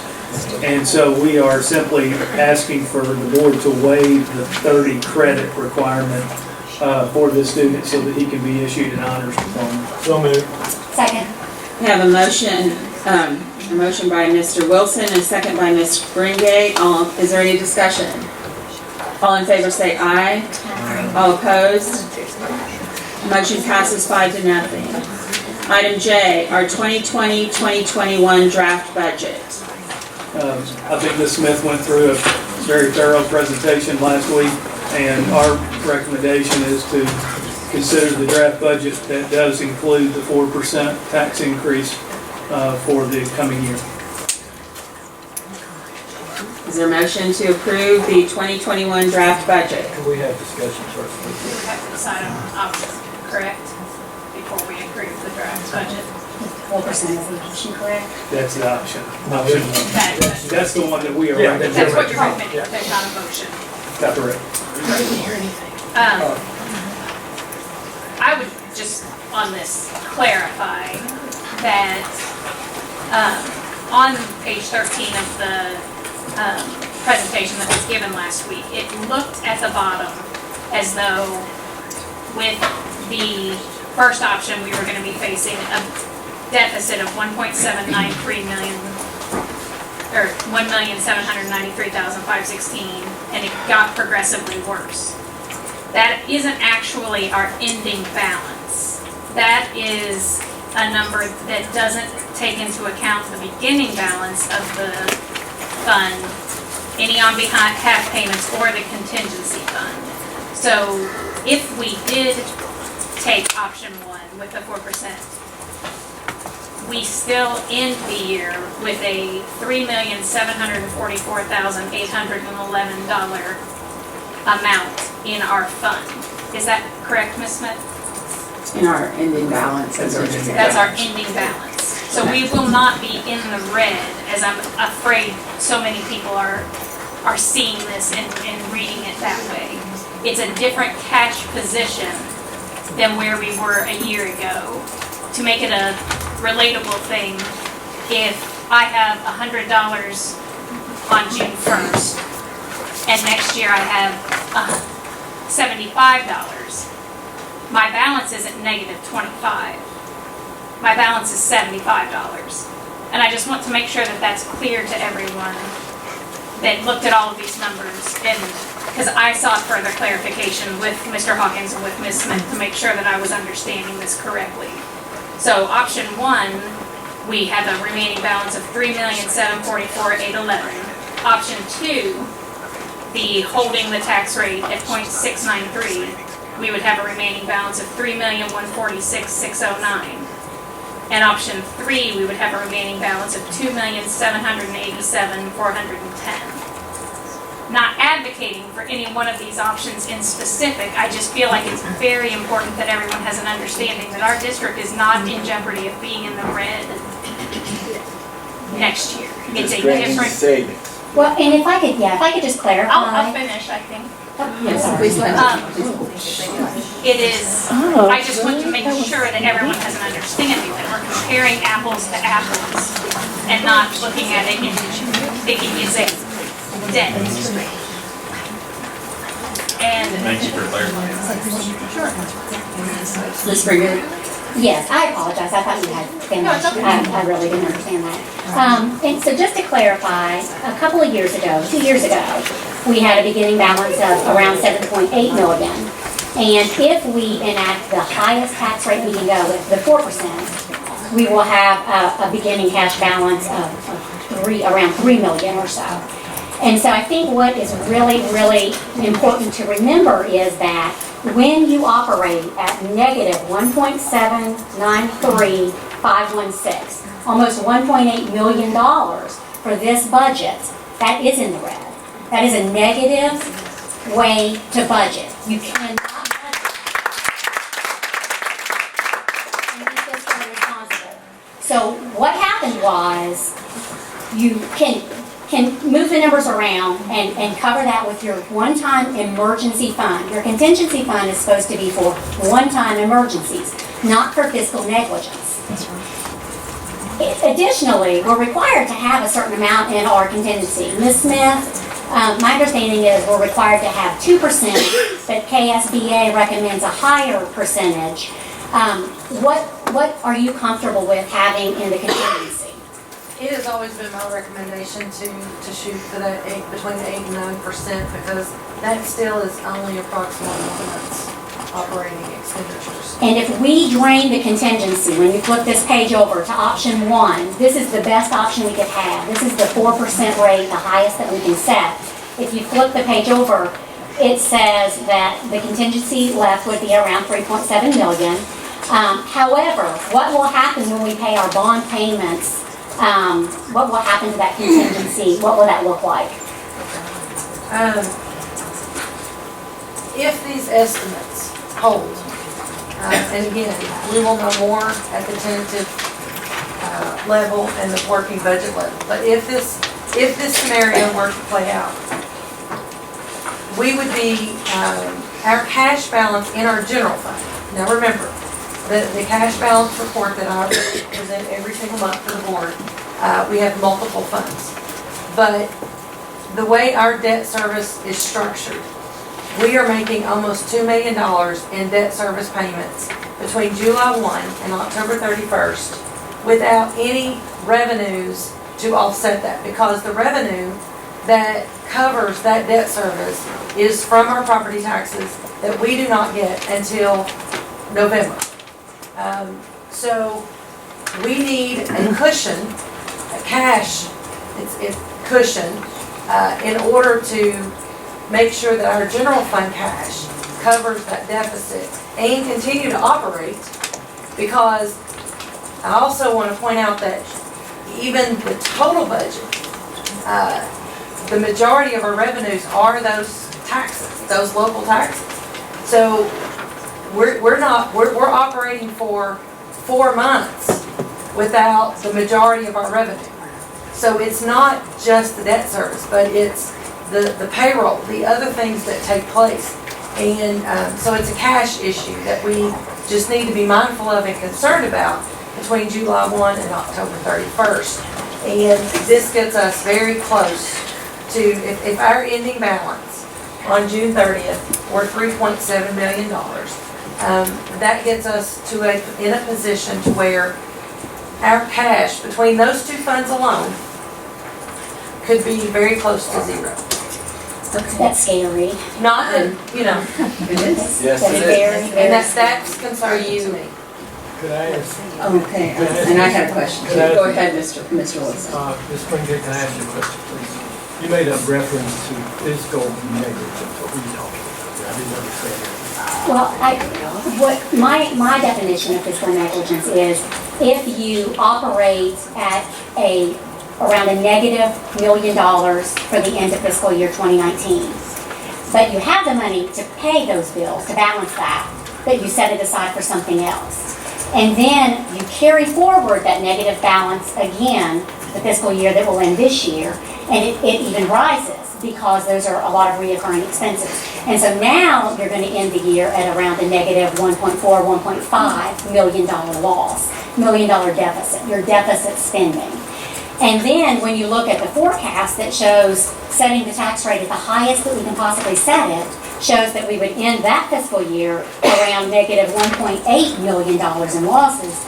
To me, that's fiscal negligence. And I think that when you clearly look at that drains the contingency fund down to about zero, then I think KDE has procedures in place that when a district is not being fiscally responsible, when they're not maintaining the minimum contingency, when they're not willing to balance the budget, I would assume that's why districts get taken over. That's what happens in that case. We have to be fiscally responsible. We can't run a deficit budget of $1 million one year, $1.5 million the next year, and then projected to be $1.8 million the next year with our highest possible tax rate set, with that being a 4% tax rate. So that just scares me, and I just want people to be aware of those numbers. And I do understand that there is a contingency, but I also think it's important, as Ms. Smith has stated, we have to use that contingency during a few months for operating expenses to meet our payroll. We have to use that to pay our bond payments until our new tax revenue comes in. And if this plan, the best case scenario plan of 4% increase, results in us having a general fund cash balance close to zero on October 31st, of 2020 to cover the bond payments for July to October. I just think that's frightening, and I wanted Ms. Smith to clarify so that I could understand that. That's fine, but who would be guilty if we went this way? Who would be guilty of physical negligence? You. I don't know what to say in response to that. Board. Okay, we have had public comment. I appreciate you all being here so much. Please, let's But I think let the board members speak to each other. I agree, Ms. Brenda. Your philosophy is that we should not use contingency funds to fund programs, to fund salaries, to fund that. We ought to use contingency for emergency reasons and not to fund into the general budget. Well, I think just when you read the definition of what a contingency fund is, and also through the KSBA training and the advice of our fiscal chief finance officer, a contingency fund is a sum of money that's allocated for use in an emergency or to cover unforeseen expenses. And to use that to balance your budget on paper, it doesn't work for long because it's one-time expense. It's like a savings account. So we used it last year to make up for that almost $1 million shortfall. We're going to try to use it this year maybe to make up for the $1.5 million shortfall. But then it's clear by this budget year that we're just approving, there will be none left to cover that expense. And so we won't be able to make our bond payments. We won't be able to pay our payroll.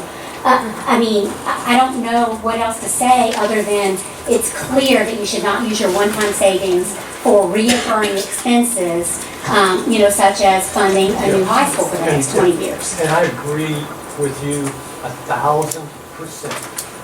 That contingency should not be used to fund ongoing programs. You and I agree 100%. I would have just a couple, this is our very, very first budget. The General Assembly in its wisdom has said that we must do this in January when we virtually have no information. So we do the best we can. With that being said, with the numbers that you showed us last week, even if we unrestricted the general fund budget, draft budget, did not in any way reflect the capital outlay because that's a different fund. So it did not reflect that restriction. Nor was there anything included in the draft budget you gave us to make up for that loss of capital outlay. Like you didn't add an expense or anything. Okay, so the only line item in that draft budget, if I'm clear, that had anything to do with restricting money for the high school was $950,000. Is that correct?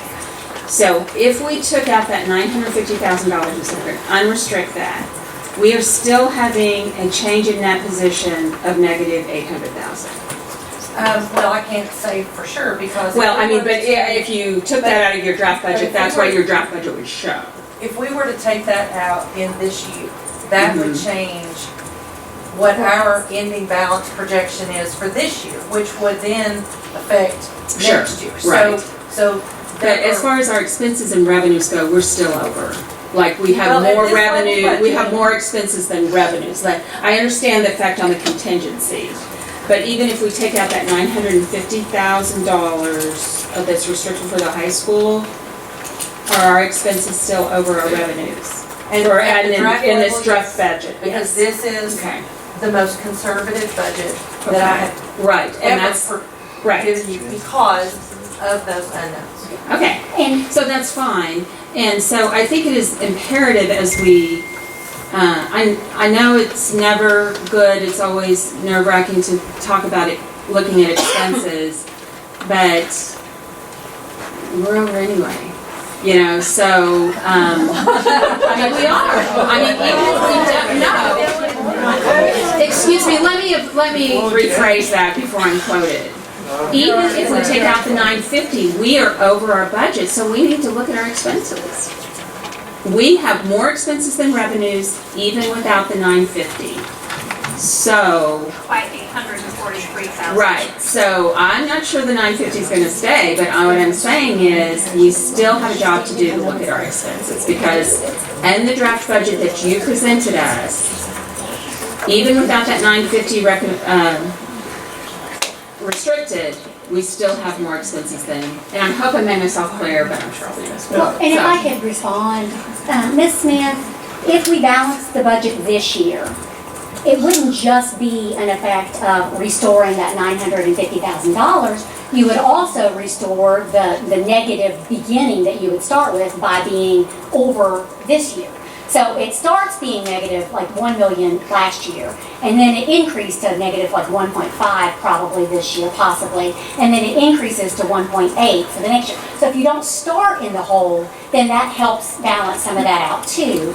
And then the other thing is, if we didn't have, some of the expenses associated with the new high school, such as like the architect fee or the CM, or even that fee that we were talking about a minute ago, that would, cut some expenditures there too. So I think probably my question is, would the only impact of restoring the restricted funds, would that be the sum total of the positive, possible impact financially, or would there be other, expenses that would be cut just in not having that restricted and not moving forward with that path of the new high school?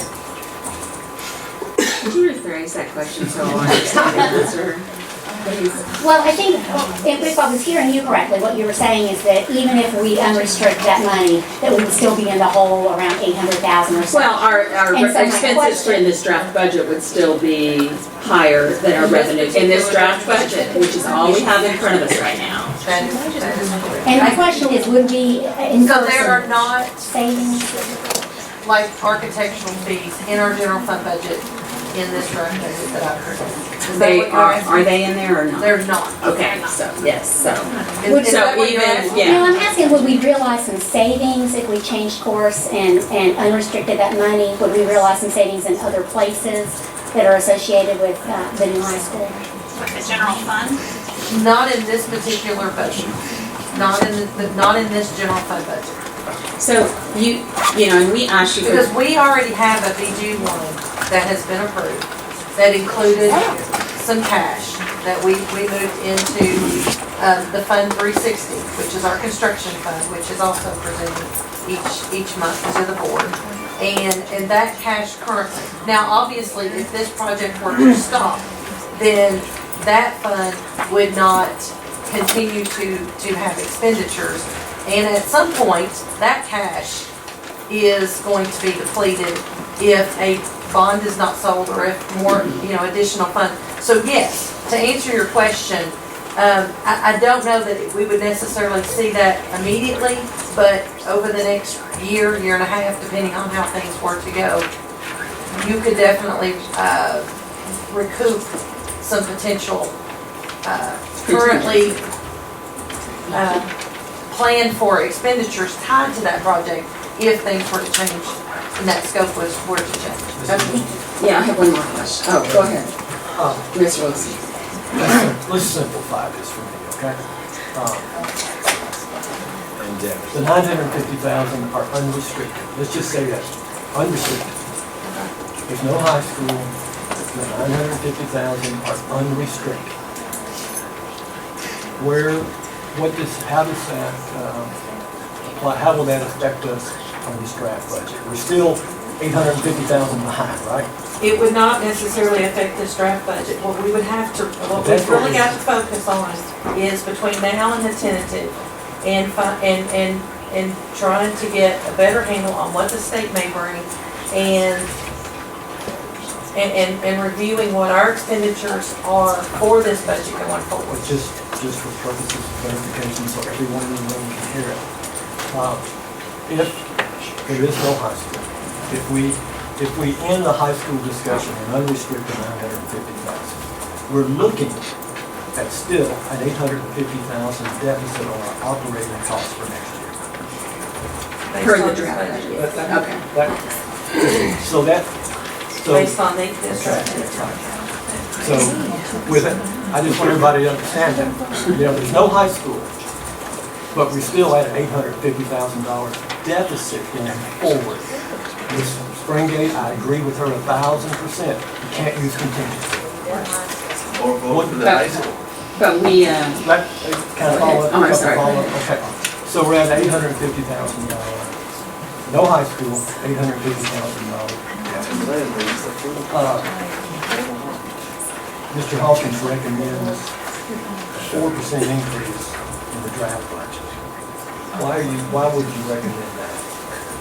But I mean, if we're operating at a deficit, I think it's imperative that we generate the maximum revenue possible.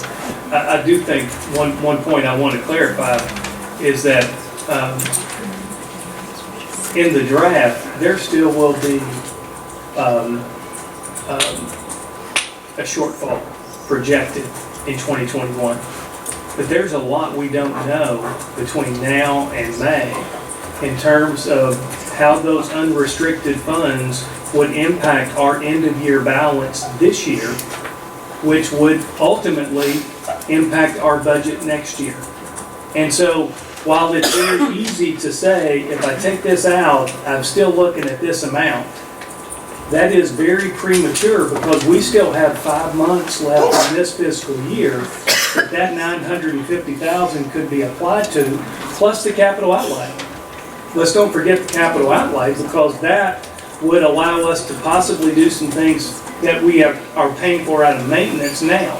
So again, there's a lot of factors that would impact what that end of year looks like, which then ultimately impacts the next year. Right, and again, I'm gonna go back to my beginning point, which is this is very draft.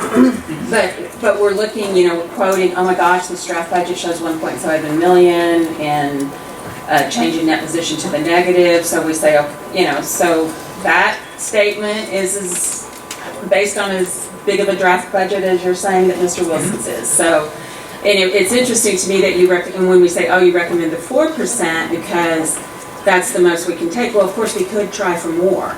And if we do have a expense problem, that our expenses are not covered by our revenues, we could, if the recallable is not limited to the nickel. We could set a higher rate and see if it goes. But that's nothing for a building. That's to cover our expenses, even if we unrestrict. So there's a lot of unknowns in this budget. And again, I didn't in any way mean, to say that, we're over, let's just keep going over. What I meant to say is even, as Mr. Wilson is saying, with what we were presented last week, even if we unrestrict the 950, our expenses are higher than our revenues, at least at this early stage of the budgeting process. Is that correct? But using that philosophy,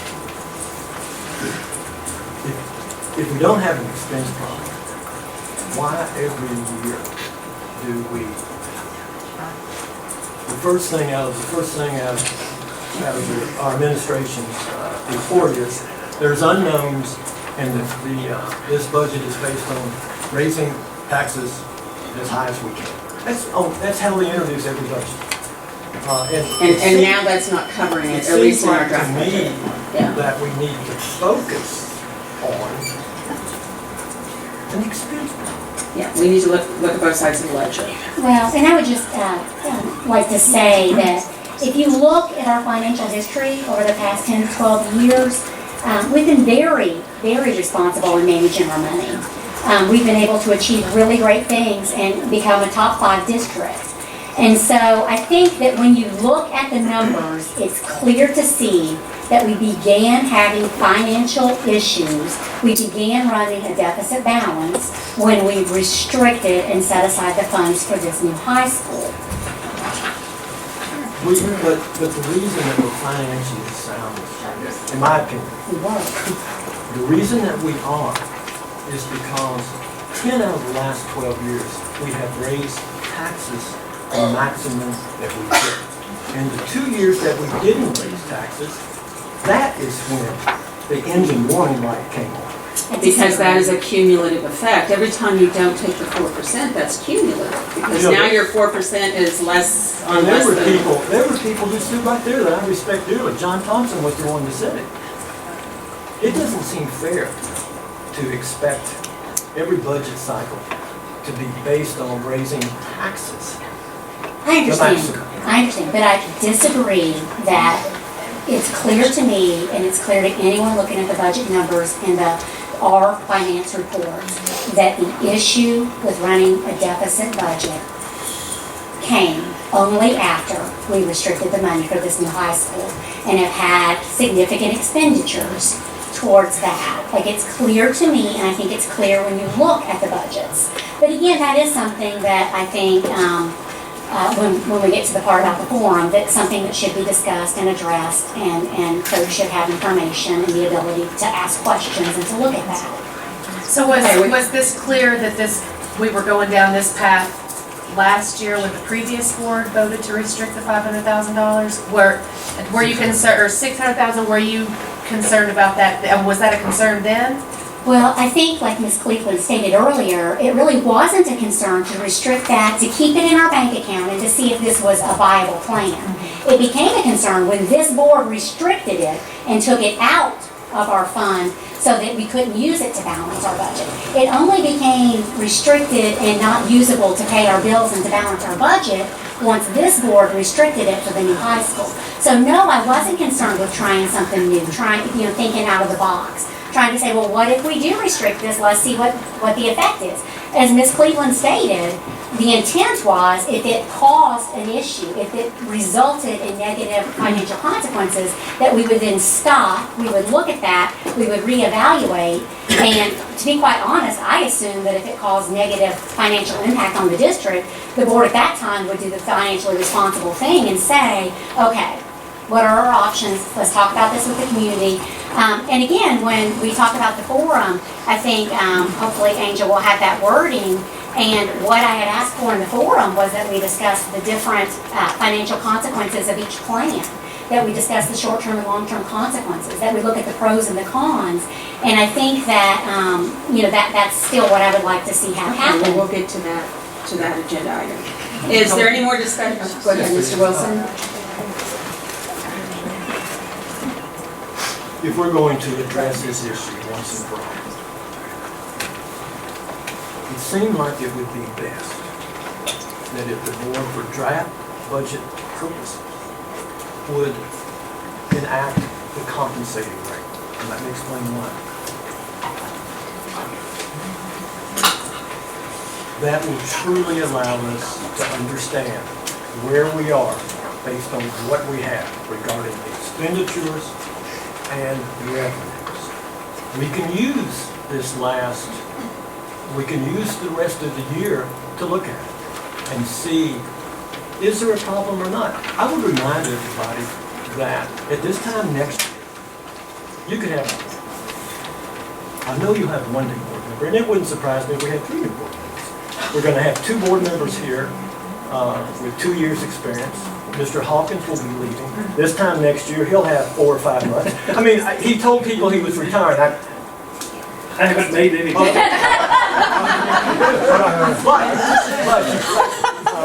I think that was, to really look at it. And I'm sorry if I said you told me, I'm sorry. Was it public, was it? I'm sorry. Okay. But anyway, forget Mr. Hawkins stays here. Well, Mr. Wilson, what would that consequence be? What consequence? If we did the compensating, can we discuss that? Yeah, I can discuss that. Or Ms. Wilson, Ms. Smith, I mean, I don't know the things. Why? Okay. Ms. Smith, how would that affect us?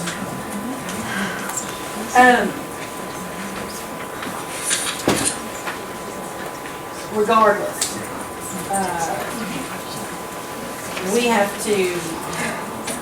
we need to make some very intentional and just looking at the budget between now and May, regardless of which budget is passed. Obviously, if we set the tone that it is acceptable to take the compensating and look at a potential contingency that is only $2.7 million. If that were to actually come about, going back to a question that you had about getting through that time period between July and October, I would not foresee that we would have. It would not only not be zero, it's probably the net effect of those 2 funds would most likely be a negative number. And we would just need to seriously look at what our options are going to be. between now and when we set tax rates come August. Which we need to do that anyway. Right. We need to do that anyway. And I think that, when you say you budget conservatively, always budgeting that the board would raise the full 4% is probably not conservative. It was very close that we weren't gonna get it last year. Had Ms. Springate and Ms. Richardson prevailed on their votes to keep the tax rate flat and not raise the 4%, As promised. we would, we would be in a position. So I think when we make these conservative budgets, one of the considerations to conservatively factor in there is that the board may not raise the 4%. I think that does, if we take the compensating rate, it helps us to go over the next 6-7 months, look at how that would affect us. It allows that to be a topic of conversation in the town forum, which many of us consider it should be. We should look at all of our situations and options. And if we vote to protect the compensating rate tonight, that is just, we still have the tax vote in August where we can amend that. But taking the compensating rate does allow us to look at the problems. We don't disguise them. It allows us to look at them fully. I mean, you agree with that? Mr. Hawkins, do you agree with that?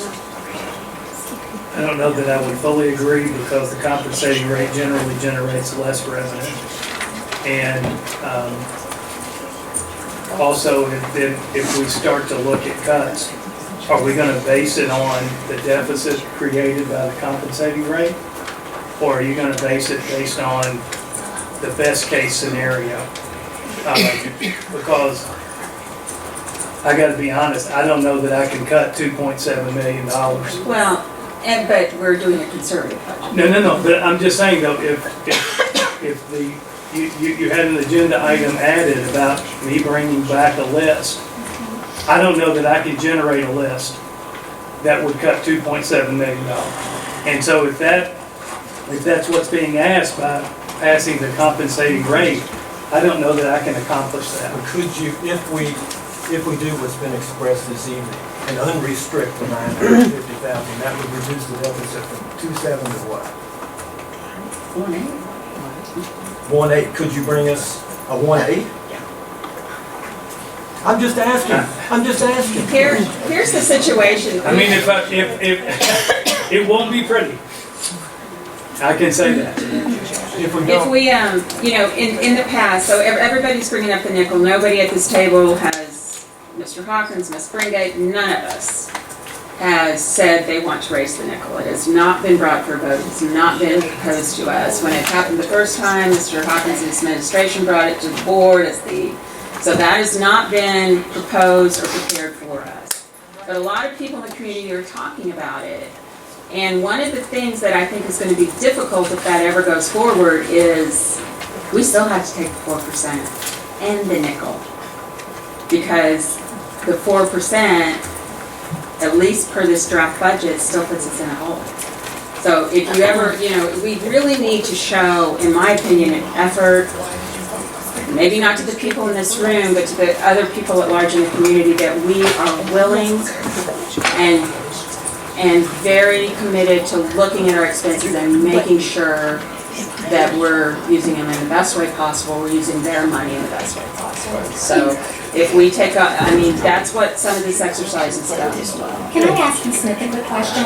Ms. Smith, you're our finance officer. You've received statewide awards and you've served on statewide committees. And I remember at Simmons a year or so ago, they came in with this big crystal award for you as like the best finance officer in the whole state. My question is, do you recommend option 3? And can you just kind of let us know what that option means? And I would also say that you had received all those awards when we took the tax vote last year too. So we all recognize your expertise. And, and some of us look that way and some don't.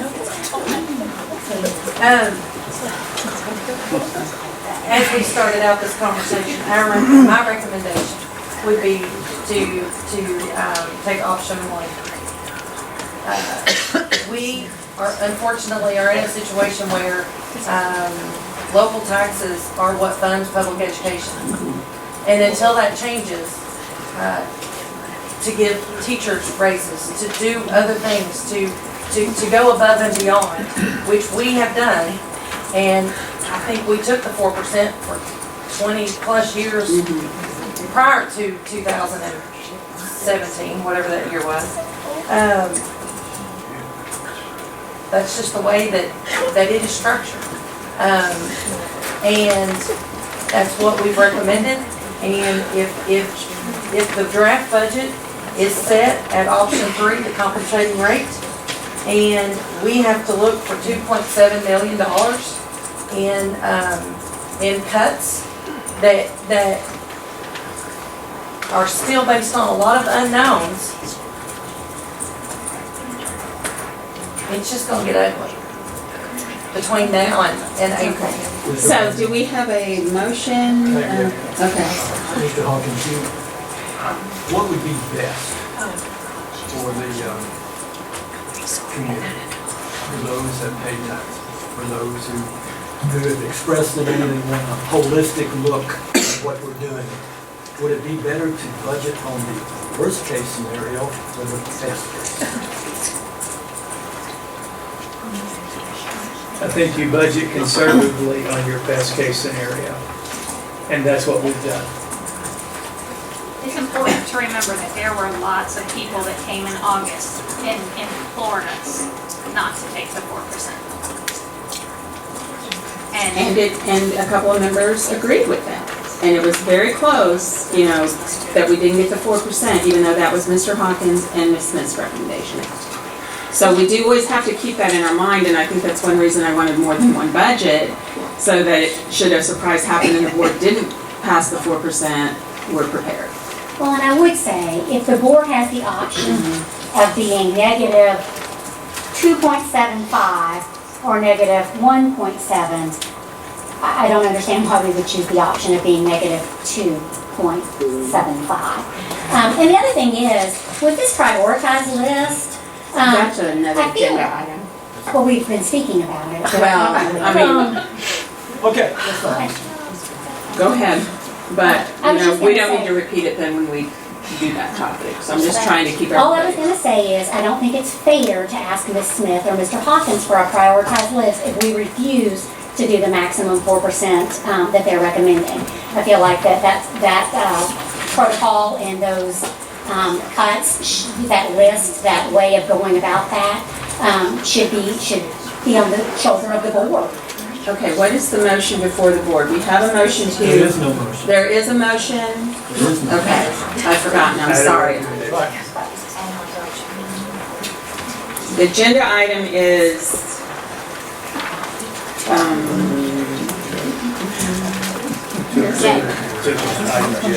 item J.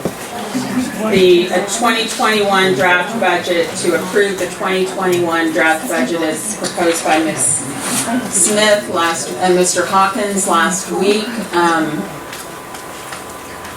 Their recommendation was 4%, so I assume if we have a motion to approve their budget, we are approving the 4%. Is everybody clear with that? That we are approving the draft budget that goes to KDE with a 4% tax? Is that part of that? Can we, what do we have to send to KDE? Can we send them a draft budget that has 3 different? No, Okay. whatever you choose is what I will. Right. And actually, So that's what the I'm draft saying. budget is not required to be submitted to KDE. It's Oh. required to be approved By at the the board. local level. It is not sent into the. Okay, all right, thank you. And so, if we approve a draft budget tonight, do we need to pick a tax rate? To approve the draft budget, since you gave us all 3 in your budget presentation? You have to pick one. Those options are based Okay. on the. All right, so everybody understands, before we make a motion to approve the budget, the draft budget, we were going to have to specify which budget we're moving to approve, whether it's the 4%, the flat rate, or the compensating rate. Am I correct? Option 1 is the 4%, option 2 is the flat, option 3 is the compensating. Okay. And that will come up again in August.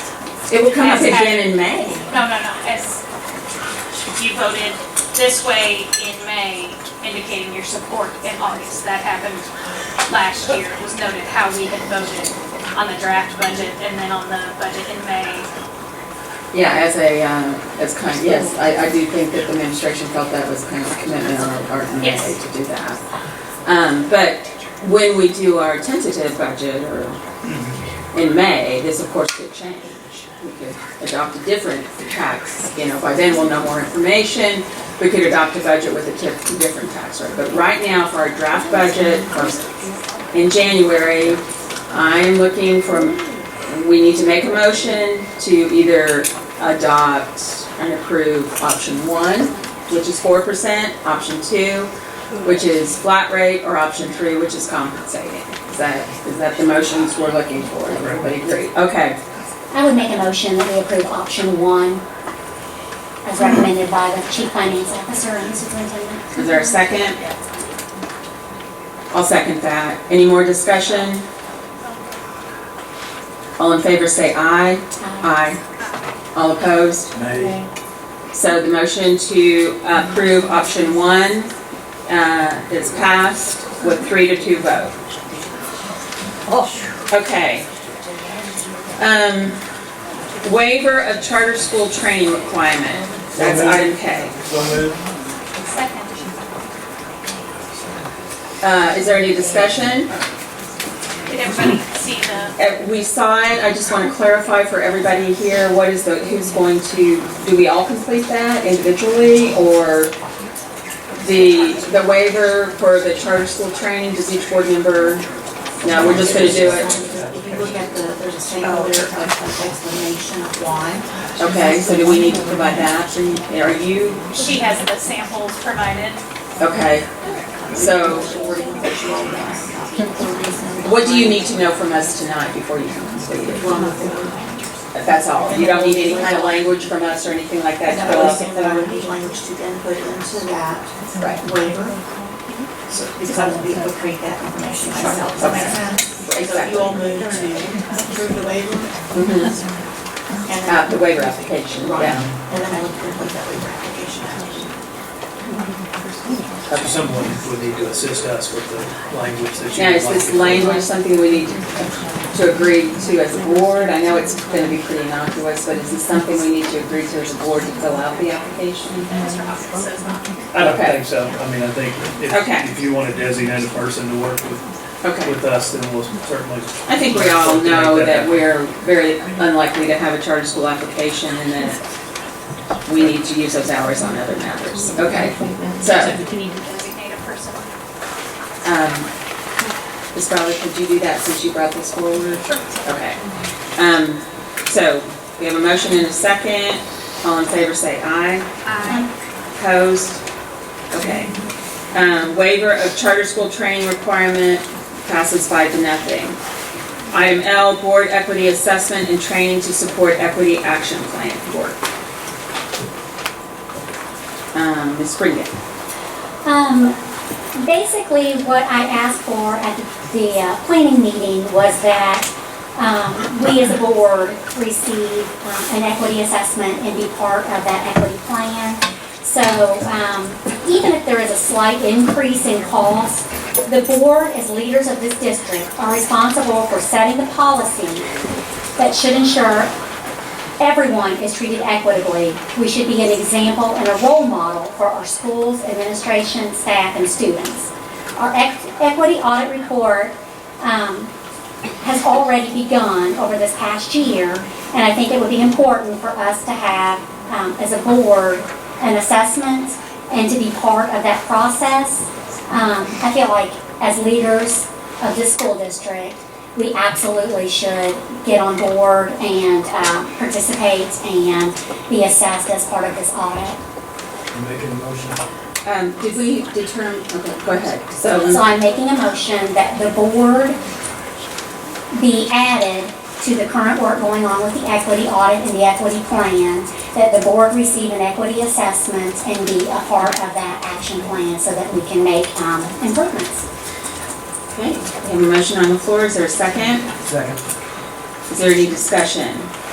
I would- topics, did you have any luck establishing a cost on that? It would be an additional $300 Per person or for the entire board? for the entire board.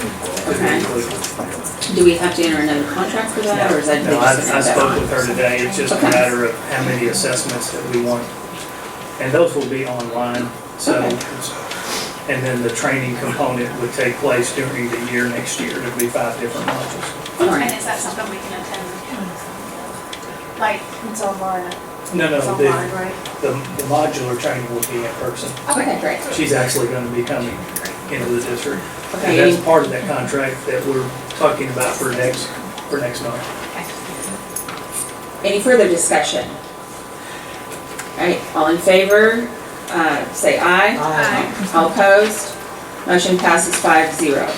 The next item is item M, protocol for attorney contact. Ms. Springate. Yes, this was something that I spoke about last month after we had public come and give some input over a few meetings. I felt like it was important that we have an attorney protocol. My request would be that anytime a board member should wish to communicate with an attorney, that communication go through the chairman. And if appropriate, board approval should be requested before the services are authorized. Next, I would ask that any board member conversations with or meetings with the attorney, the full board should then receive a summary detailing the aspects of that conversation within 24 to 48 hours from the attorney. And the last request would be that itemized attorney bills be sent to all board members within 1 week of the receipt. So that would be the protocol I would request. The purpose of the protocol?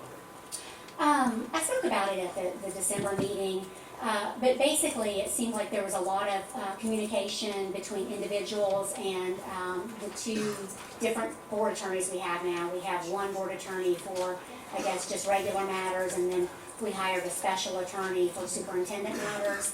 And in looking at that bill, it was $12,000 back then. It looked like he was having multiple conversations with individuals, maybe the same conversations with different people. I had not participated or had knowledge of many of those 45 or so conversations, emails, visits, and had no understanding of what they were about.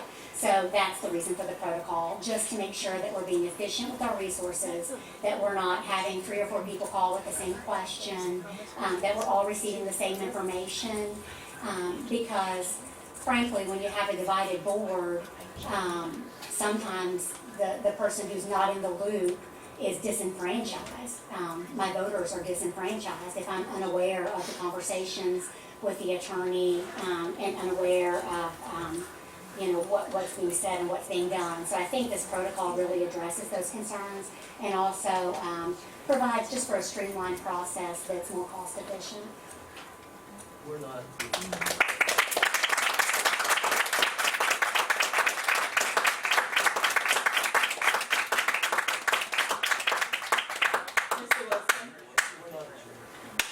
We're not the only people who use the services of Mr. Chandler. Would you include others in there or just board members? I'm not sure I understand your question. The protocol seems to be, you want to know who has talked to whom, what was said, and how much was it. For the board members to know that, because it's just ethical and legal requirements for a board.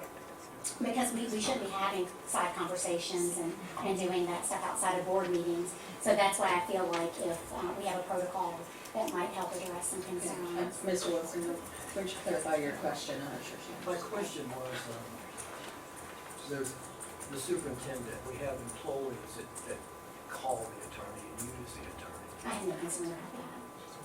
So it's not protocol, it's concern about, It's protocol about the board. but nobody else. No. So do we have a motion on the floor to approve the board protocol that was attached to? Debbie, I'd like to ask you. Okay, let's get into discussion. Yeah. Okay, do we have a motion? Okay. we need a motion and then just, and then we'll have a second, and then we'll do Do we just have more a discussion. motion? Wait just a minute. Is there a motion, there's a motion on the floor, right?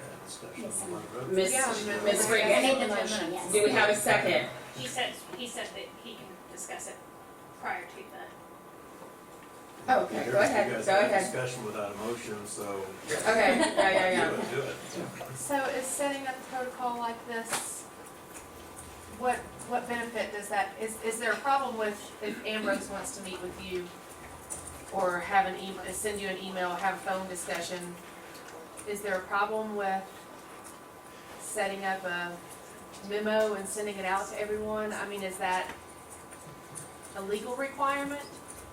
If I wanted to call you and have a conversation, what? There's several questions there. As a usual matter, my office, for all the school districts that I represent, we usually have conversations with the officers of the board, chair, vice chair, and not other board members. If the board wishes for us to have that, then we will do that, of course. But it is an authorization. We are an as-needed law firm, so we only provide services when we're asked. The Board of Education, as a body politic, is our client. So that always needs to be kept in mind as to who is the client of my office. And that corporation that you are ought to say, each board member is at liberty to call us and consequently incur cost, or only, that ought to be only by the officers, chair, vice chair, or it ought to be a board member would come at a board meeting and say, may I, on behalf of the board, ask the general law office a particular question, and the board says, have at it. All of that is totally up to this board to do. There are practical aspects to the protocol that would be problematic for my little shop. It's just my son and I may have contact, if I had contact, let's put it that way, with the chairperson on an issue. And what is suggested is that there would be a summary of that contact in 24 hours. Hell, I may be in a hearing for the next 3 days, and I guarantee you a summary of that conversation isn't going to happen within 24 hours. It's not possible to do that, not in my office. There's just two of us to represent a lot of districts, and I just would not be able to commit to that, quite frankly. The billing part of that, you just passed our as-needed contract. You know what that is. And for me to ask my wife to create a separate billing within 1 week every time I have a conversation with a board member, not going to be able to do that either, quite frankly. Doesn't practice. Is that what you intended? That really isn't what I intended. I don't intend to make your job harder. My concern really doesn't arise from your representation of the board as much as it arises from the attorney that we employed for superintendent matters. In that case, when he sends the bill, when we see the bill, because I requested him last month, there were, some 45 different billings for conversations with different board members, and it was multiple board members individually, and very few, I think maybe 3 or 4, possibly 5 communications or meetings with the entire board. The rest of the bill seemed to be just individuals calling about, I don't know what, because we were never really informed, but we were receiving the bill, and it's a significant hourly rate. So my intent is not to cause, any kind of problems for you.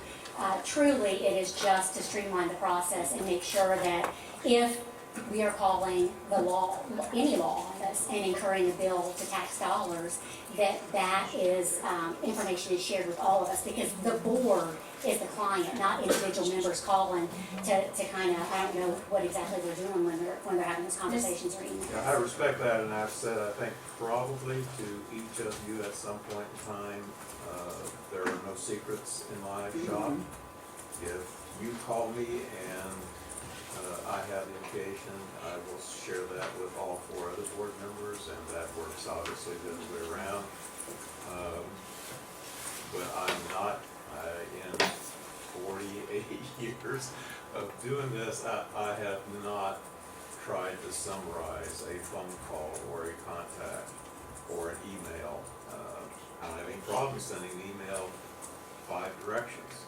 Yes. We just need to be asked. We can put everybody's name on emails. That's not an issue. Obviously, that's not factor time. Phone calls, that would be, again, an issue. I hear what you're saying as to it not applying to us, but if you create a protocol for attorneys, then we come in under that. So, I mean, I respect and hear what you're saying. You guys have seen my invoices for a lot of years, and there's not many secrets in there. There are I no guess, secrets in there. since you brought up protocol, I'm sure you one, like, just, so it's not what you envision and then what Mr. Chenoweth could weigh in, it's not a policy we're trying to enact here, it's not a procedure, it's a protocol. Is that the proper, just kind of technical, or what? Protocol's not in school law, but I've Right, read. I know, so would this It's be, an would we operational be? kind of thing, Madam Vice Chair. Everything doesn't have to be an AP, everything doesn't have to be in a policy. There just purely is just the way. Just an understanding the way of how things that's- are practically done, if And- you will. And by that I simply mean, again, if the board says, if I send an email to the chair, for example, in response to an inquiry, that everybody's name, everybody receive a copy of that, I don't have any problem with that. This would be the first district I do that, but that's neither here nor there either. It's not a matter of keeping things from board members, it's a matter of just who, as an attorney, are you going to communicate with? The expectation by me is if I communicate with a chair, is that that's going to be shared with the other 4. If that's not done, then that, if that's an issue, again, that's such a little matter. If you want 5 names on any kind of email out of my office, fax, that's easy. Well, perhaps, and I think the protocol should be specific, because we can all sit here and agree, but the protocol lives in writing, so we want it to be as specific as whatever, but perhaps, if we even said, okay, if the chair, or the vice chair, or the designee talks to Mr. Chenoweth, we could just send something out and say, talk to him on this matter. I've asked him to summarize an email, his thoughts, that will be coming, and not put that 24 to 48 hour deadline. We can say that we've talked to you within 24 to 48 hours, but not put that on you. And I guess also when I read it, I thought you were talking about like the monthly bill. When the monthly bill came, or were you expecting? Yeah, no, I wasn't expecting to do anything Right. different billing, just that when we receive the bill, that At it's the end of the distributed to month. us so that we Yes. can look at that. Yeah, That's but all. not And nothing after different for every you. contact. Not anything different from We you, don't still bill on the bill. we billing quarters. Oh, okay. Yeah. We ought to be more efficient in billing, that would be a good business practice. But, Well, cash flow, but. Again, we're a small office, it's a mom and pop shop, and Jerry, my wife, does that as best and quickly as we get our information to create. So, you guys know that you get invoices from us, probably 3-month cycles almost always, and we're simply behind. I don't know where we're at, but, we don't do that every month. Well, and of course, I think if there did become a concern, we could call Jerry if we don't, and ask her She to runs go that ahead and place. give us an Right, I update, just yeah. work there, so. Yeah. And the only other thing I had about this, and again, it's because of just, I want it to be as specific as possible without being overburdening to any of us, is that we would seek board approval before, if appropriate. So I think almost in my mind, having watched Ambrose suffer through all of this, is that appropriate is probably more of a timing issue than a subject issue. You know what I mean? Like, if you need to know something before a board meeting, you're not gonna get board approval. So I understand why it happens, but Yeah. just as a general protocol, the board should be made aware of the need, or should, affirm the need to contact the attorney about matters. That's all, just Yeah, as and a that's general. something we could do by course. email, I'm assuming, so we would have to wait for a board meeting to do that. And sometimes, that just may not be practical. Or we can have a special call meeting if necessary. Anytime you need to contact an attorney? Is that what you envision? I don't, honestly, I've been on the board for about 8 years now, and I've only contacted Mr. Chenoweth once. Right. So I wouldn't envision it's something that happens a lot, that the chair wouldn't be able to get us together. But is that what you're saying, it should be approved by the board anytime? Well, I'm saying that the attorney I mean, is is the that what attorney you're for the requesting? board. He's the attorney for the 5 of us to in I an open understand that. meeting, not for individuals. So yes, I mean, if he's the attorney for the body of the board, for the 5 of us, then we would make the decision about contacting him or the other attorney, Mr. Salisbury. I mean, that's just. Okay, well, again, this is not a procedure, I think it's great, you know, it's protocol, we can always amend it, but you think it's fine, so basically, what is the legal ramification of a protocol here? You know, it And truly, I'm not being yeah, facetious, I just it wanna is a know, matter you of know. just how, you know, I use the example, if the desire is that every email that I send to a member of the board has everybody's name on it, so they have obviously all your emails, just tell me that. Okay, and also, we could say like how about any emails that you're sending between our administration and you? Can we be on those as well? As long as. I mean, that may or may not be, because there are matters. If it's a matter that we're allowed to know. Personnel matters that I deal with Scott, there are Absolutely. personnel matters and student matters I deal with Garrett, there are matters that I deal with Amy. I mean, that is such a broad spectrum of issues. There are, you guys can't deal with personnel, so I Right, can't be. well, and I would copying use you your with that. judgment, you know, obviously you tell, we understand there are things we cannot see, we don't want to see. But those things that do come before us, whether they're contractual or policies or procedures, you know, could we ask to be included on all I those? have no problem about that either. A contract, if I'm looking at a contract, memorandum of understanding, memorandum of agreement, you know, whatever it's called, it still is all contract law. The board's gonna have to address that in due course anyway. Right, so if we could kind of keep up along the way, that might be more efficient. So it sounds like maybe we should just submit the protocol that Ms. Springate is thinking and let Mr. Chenoweth review that and kind of say, here's where we're at, and then maybe vote on it at the next meeting. I would prefer just to go ahead and vote on the protocol. I don't see anything controversial or. I don't. Yeah, and We definitely can't put in a 24 to 48 hour recap, so Um, it's gonna have to be amended. We could amend it now. Can we amend it now, Mr. Chenoweth, just to include? Again, you guys are just wanting to know how the railroad's gonna run between at least my shop. Yeah. How you're dealing with It another law is. firm, I don't have a clue about that, of course. Yeah, so could we just say right now to vote on the protocol as amended that, like, is that it? No, it's typed. Okay. The type. Oh, it's on the top, okay. This is a board matter. I mean, there are probably 4 people in my office that talk with Mr. Chenoweth, and that's it. Okay. And it's me and Amy and Bob and Garrett. And it's If we change. either about a contract, it's about a student matter, it's about a personal matter. Tracy. Tracy, we Or have a an special ed occasion to matter. talk about a special matter. And so that's, That does pretty well We just cover say the instead water. of all aspects. Like if we tell you we talked, but maybe we don't. No. You're much.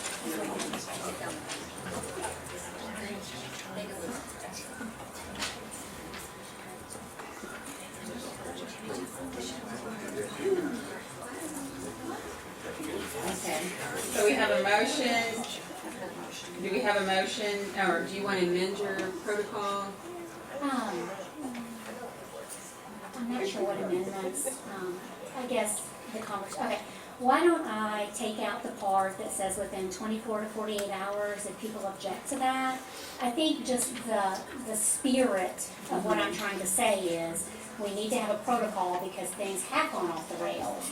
And the protocol would allow us to have a method and a protocol and expectation of how, when, and where we deal with attorney matters. So I'm fine with taking off the 24 to 48 hours, but I would So still can you like- read how it would read then? Sure. All requests, communications with the attorney should go through the chairman. Board approval should be requested before services are authorized. If a board member has a conversation or a meeting or an email with an attorney, the full board should receive a summary detailing that conversation.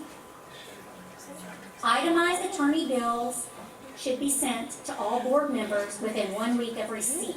So when the bills are received here, they will come to us. So that's your motion. Please.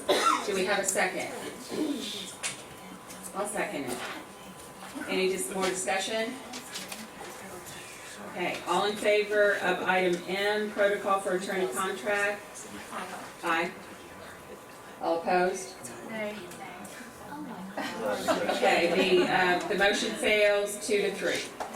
I would revisit Okay, that we with the finished parts this. that Mr. Chenoweth.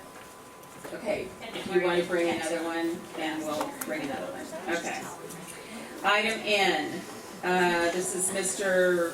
Mr. Wilson added this statutory priority list. Okay, we have a motion to table item N to the next meeting. Second.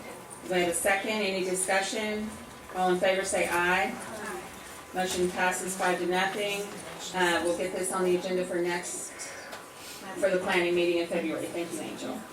All right, so what's next? We have item O, setting a date for the public forum. Wait, I didn't show. Is that right, Angel? Okay. The spring date.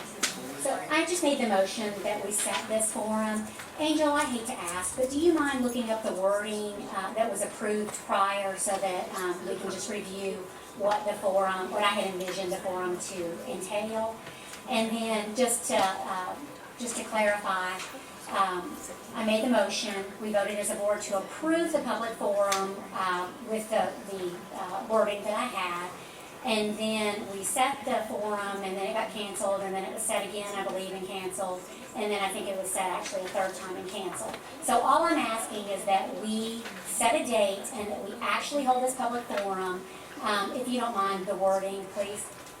Hold community forum on funding options for new high school with an analysis of the short-term and long-term costs for each option, and to have KDE, Hilliard Lyons, and the architect present. And so I think what we did after that was have an actual work session, and those documents are posted with the different options, kind of the pros and the cons. Everybody at the table got to weigh in. Amy did a document that kind of talked about our tax history, what our different funds look like, what the general fund is typically used for, and then just some kind of general pros and cons. It really was just informational and educational, and then an opportunity for the public to speak and to kind of know what our plan is, so that they could be aware of the consequences. And honestly, I absolutely find Mr. Chenoweth says it's okay to add things to that agenda, to that original motion.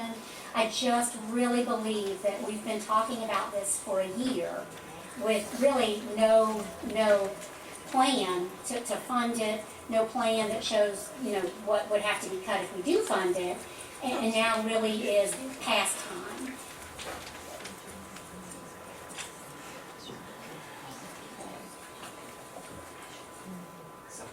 Is there a motion that you?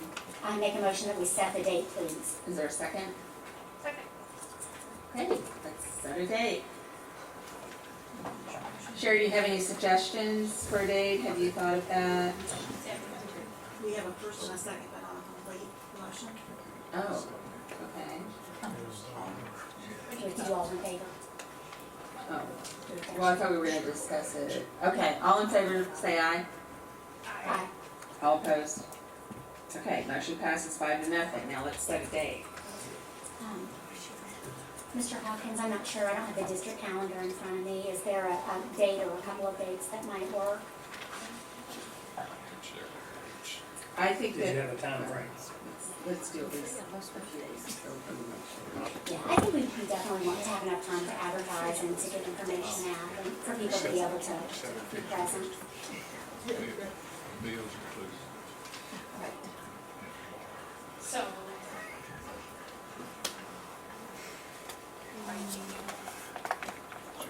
End of February, Sherry, what I was waiting for Mr. Hawkins to kind of, what do you think?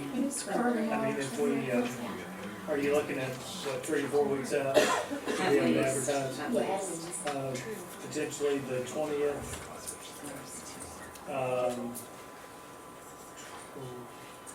I think, 25th. When is- 27th. Either of those days, 25th or 27th. right, I think we need at least. Okay. Do we have any objections to the 25th or 27th from anybody? I think it would be helpful if you would include the location of the event.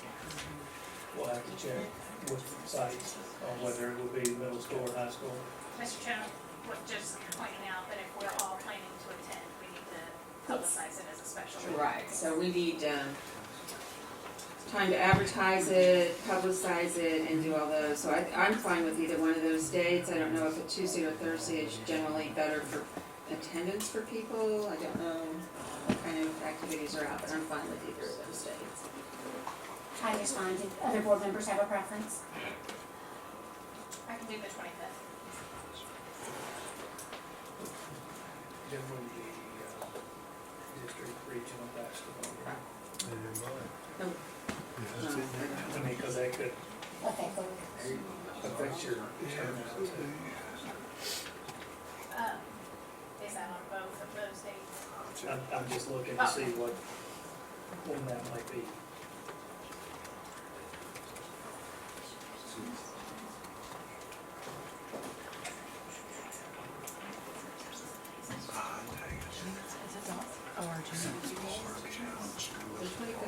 Looks like we, I don't know if that would be a regional tournament, if we make it that far. Looks like our last regular season game is Tuesday the 18th. I think the district tournament would be the following weekend. So, Should we go to just, 27th? Well, is it on a Tuesday night? it could be. I mean, again, you don't know when we might plug that. Do you want to go That would to be the something first week where- of March? So we go to the first week of March then? When is spring break? That's a- Much later. The first week of March is that it? Yeah, we're trying to avoid the district and regional. Yeah, I'm just trying to avoid conflicts with crowds. It'd be district tournament. No, we're talking about February, yeah, so, anyway, okay. What do you think our best bet to be able to not conflict with something is? Is it that first week of March or those 2 dates in the end of February that you mentioned? Is it permissible for me, Mr. Generalist, for them to determine, let's say, 2 dates, and then I could check with the high school to figure out if there is a potential conflict with any athletic events? And You're gonna have meetings before those dates anyway, so if the wheels. Well, we have to advertise the forum, so we need to get it set fairly quickly. That's kind of, you gotta, all that, you've gotta pick a date. We can pick a date through email, right? I mean, that's not really. What No? day? What day? I don't want you guys communicating like it matters to Jody voting. Tuesday, March We got a 7th. date.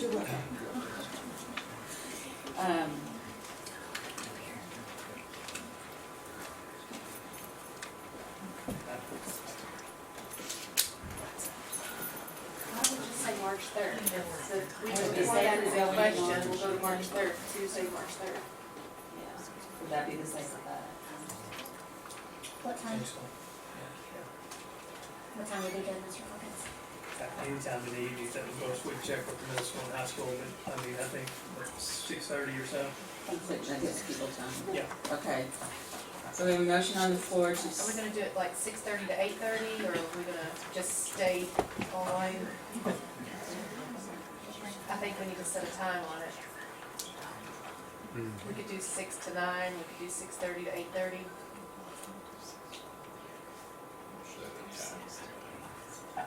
6:30 to 8:30. 6:30 to 8:30? So we have a date of March 3rd, 6:30 to 8:30, the location to be determined. It will either be the middle school or the high school. We have a date. Do we have a vote on that? We've already voted that we're gonna set a date. Okay. Have a motion to set the date, as we just said. So moved. And a second? Second. By Ms. Bradley, all in favor for setting the date, March 3rd, 6:30 to 8:30, location to be determined, say aye. Aye. All opposed? Okay, motion passes 5-0. All right, next we have the Scholastic contract. Mr. Hawkins brought that to us last week. There were some questions about the attorneys, some questions he had raised about that. So, and then we really didn't talk about the terms, because we were gonna talk about that before Mr., so that Mr. Chenoweth could be here with us. Mr. Chenoweth, what I had understood that your issues were, maybe you can just kind of tell us, the one was the policy. Superintendent Hawkins called this afternoon, we talked about that extensively. It has been my advice that if you're going to enter into that scholastic word agreement, and there's certainly from my perspective, it's not for me to agree with it or not. My part is to make sure you have a contract that is legal. I do believe that your board policy 10.05 on visitors and the AP that goes with that, frankly, right now, the language is inconsistent between 10.05 policy and the AP. As Scott and I talked about that, it needs to be tweaked, seems to be a favorite verb in education circles these days, but it needs to be tweaked pretty minorly in the great big scheme of things. There's limiting words about members of the community. Clearly, the individuals that would just be coming in to make observations are not from the community.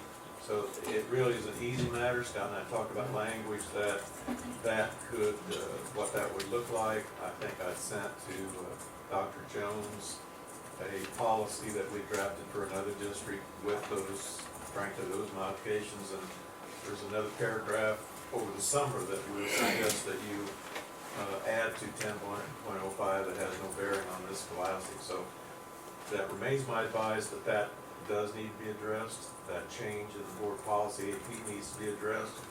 A minor matter, but you guys got to take actions to do that.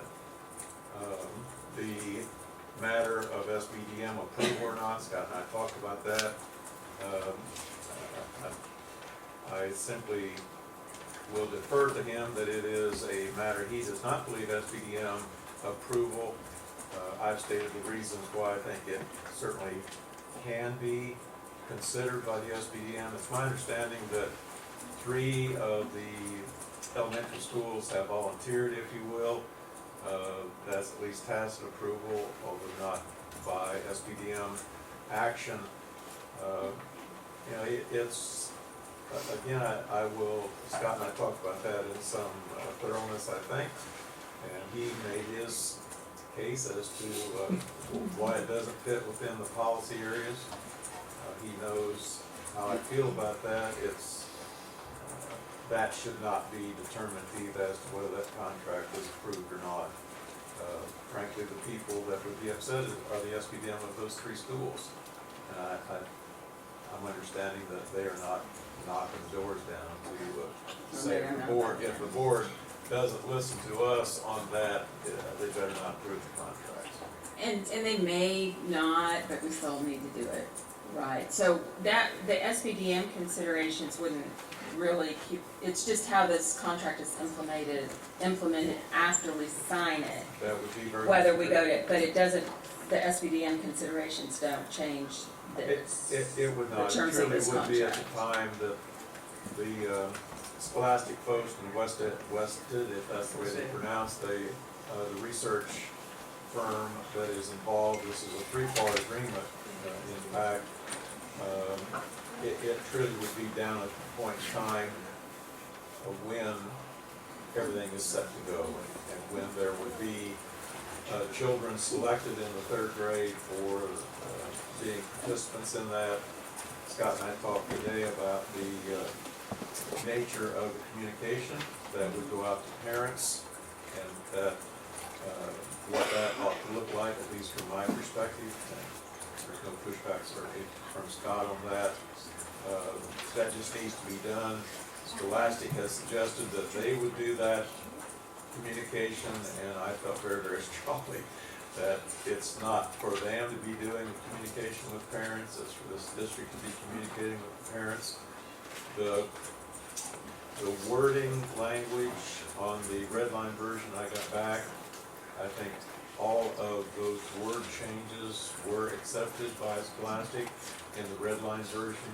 I don't know if you guys have seen the red line version. I don't know if you have.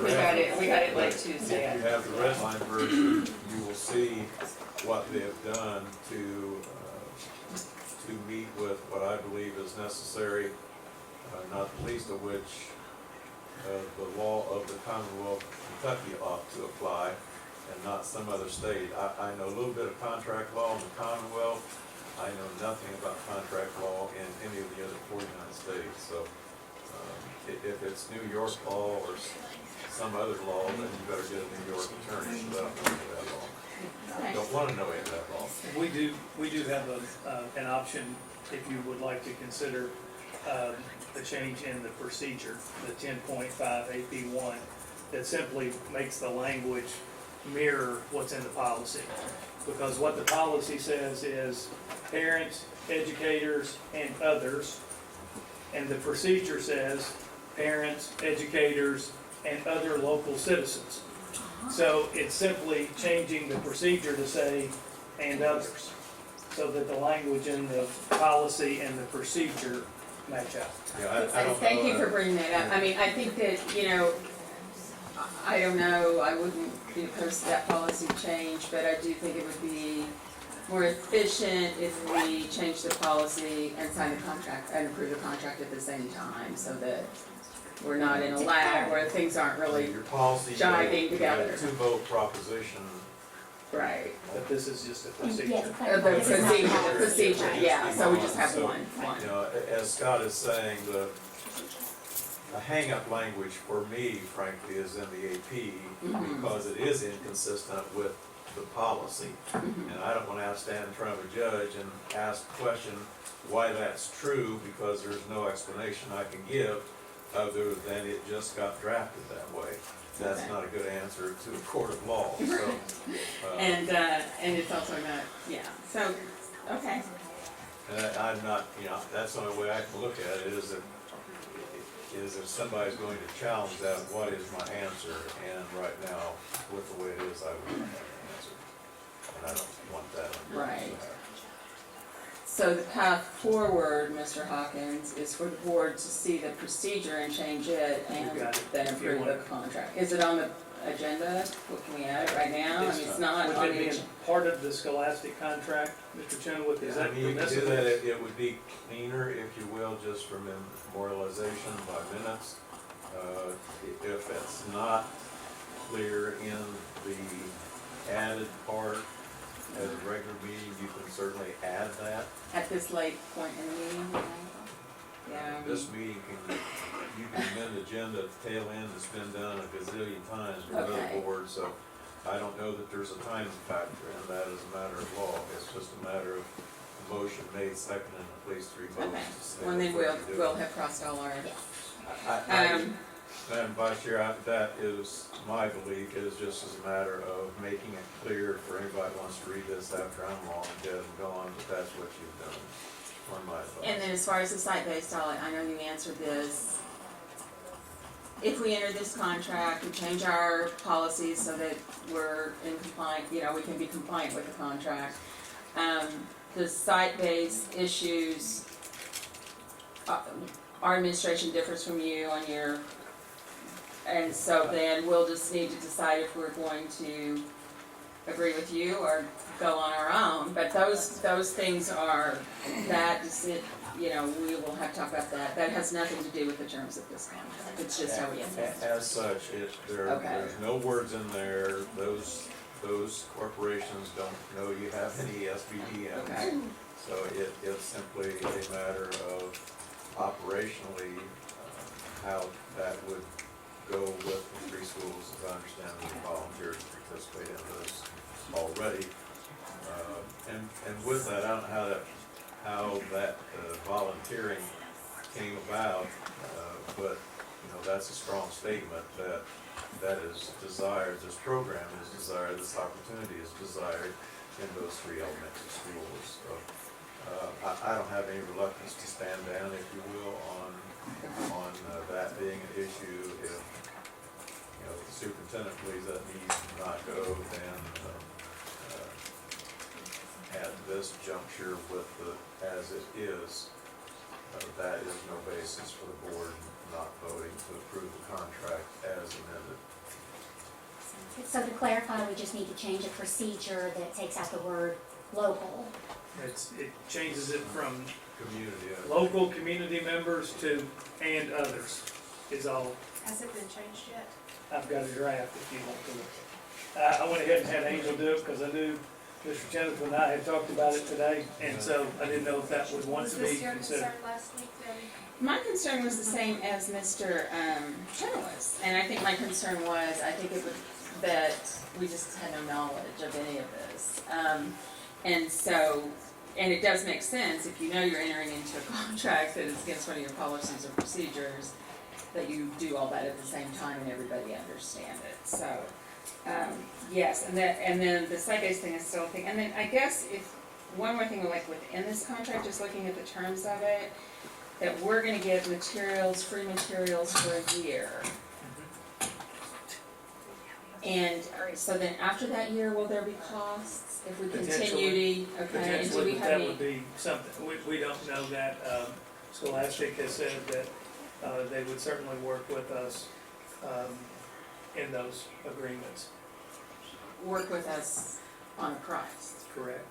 Okay, so the first year's free, we're not sure what the second year will be, and then who do you anticipate, if we do continue with those resources when they're no longer free and we have to pay for them, would that be a site-based cost or a district cost?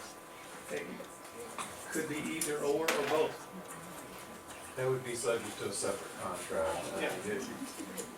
But I mean, I think the fact that we're getting it free, we need to understand that down the road. I set that, yeah, I understand. I set that up, or the changes that I understand made, that they have agreed to make, is that this matter only goes through the academic fiscal year. Right, and next year. You know, what happens after that has to be negotiated with both of the parties, Wested and Scholastic, or if Wested is no longer a player, it would just be with Scholastic, but you guys got to deal with that by another agreement. See how much we want, and then down the road. Okay. All right, so, I guess, Could I ask a question? yes, yes, please. We mentioned last week, can I ask you a question? Sure. Last week, you said 3 of the 4, why did the 4th school not want to participate in this? I can't answer that question. You don't know why? I don't know why. I didn't. They didn't tell you why? I didn't ask. I mean, we asked, we offered it to the schools and said, if you want to participate, let us know. And 3 schools said that they did. And so, again, that's part of the whole, my thought on the SBDM was, it wasn't forced upon anybody. It wasn't mandated. It was truly a choice for schools to participate. And so, we didn't pursue that because we did not want schools to feel pressured as though they might have to be a part of this pilot program. And additionally, it's supplemental, it's not replacing curriculum. And I believe Dr. Jones, I spoke with her, I believe she reached out to the Kentucky Association of School Councils that governs and provides guidance for school councils, and they were fine with that clarification, saying, no, you didn't need to bring that before the council for a vote because of the reasons you described. And then one other thing that, so we're going to draft a letter and explain to parents that their children are part of this research project. And are we going to say Joni is not part of she's part of the control group, and Jimmy's part of the group that's getting the resource? So have we, and are we going to have, and then I assume since parents can opt out, there will be I would prefer, I don't know how you're planning to do this, but I would prefer an authorization form as opposed to making parents sign an opt-out form. Like, I would think it would be better if they actively opted in as opposed to maybe missing a piece of paper where they can opt out. So is that what if that makes sense, what we're planning to do, so that parents are fully informed, they know who these people are that are coming into their classes, and they can decide whether they want to authorize their child to participate. And we can certainly do that. I think the thing, we're almost making it sound like that we've got people coming in here that are gonna be hovering over kids, and that's not the case. The observers who come in will be observing the teachers implementing the program. And that kids will be getting an additional resource as a supplement to what is taking place normally in their reading blocks. And there will be an assessment at the beginning and an assessment at the end. And that's really all there is to it.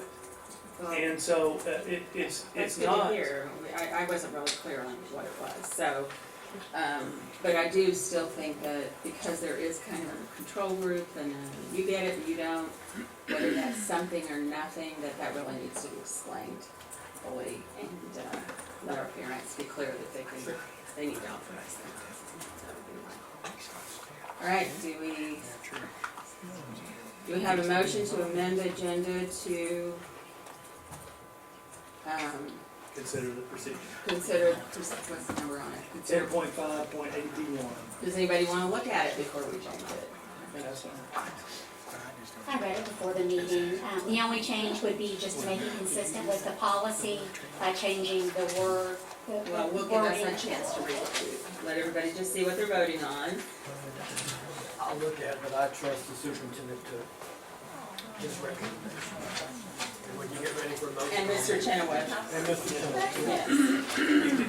See, it simply strikes out other local citizens and just makes it others.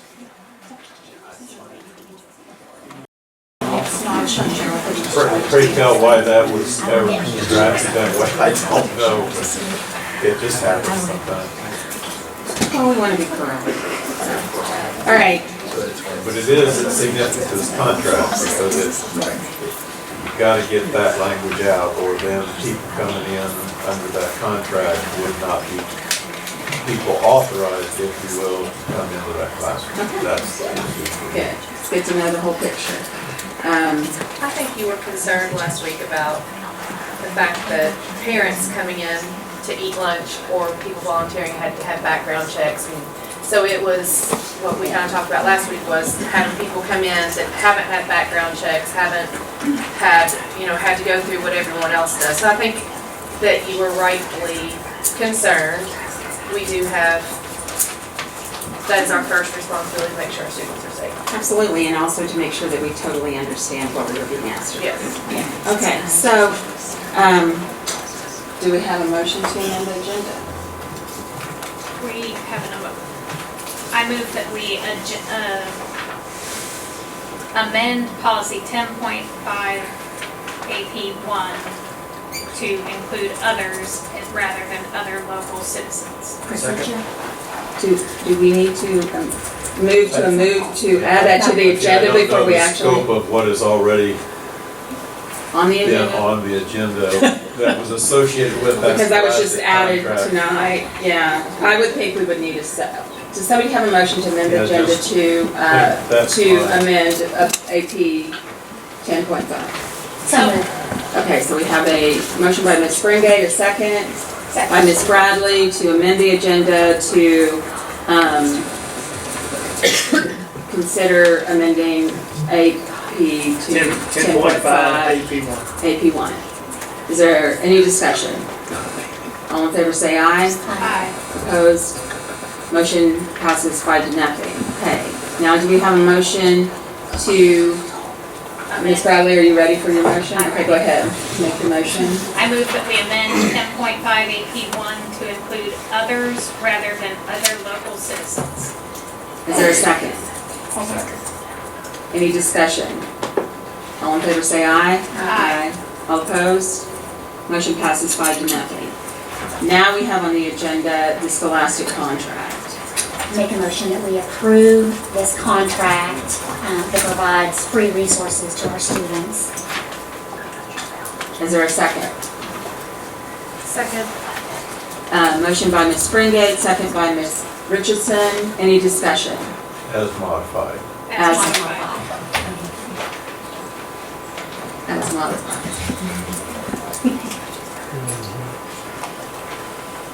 Hearing no discussion, all in favor say aye. Aye. All opposed? Motion passes 5-0. All right, next thing on the agenda is, we're up to R. No, we have this data mating thing. That is basically finding a time. Ms. Springate had added to the agenda the time. Can we do the same thing we did last time, and do it an hour before our regularly scheduled Do you meeting? think that's enough I time? would prefer not to, because that's why we have to schedule the second one. We tried to do it an hour before the meeting and there wasn't enough time. I really do think that the data, the achievement, the assessments, that really does drive, what we're doing. So I would like to just have a time so that we can I agree. spend time. Yeah, I Yeah. agree. And we could do that as early as this week. I mean, do you need to prepare more, or do you pretty much have that presentation ready from when we started the meeting Yeah, before? if we could have potentially next week, because I Okay. talked to Ms. Kaysen, our gifted coordinator, about providing some information as well, and so we could probably include those both together, because I think there have been some questions about the gifted piece at the last meeting, so. we Okay, could so what are we do looking that at next together. week then?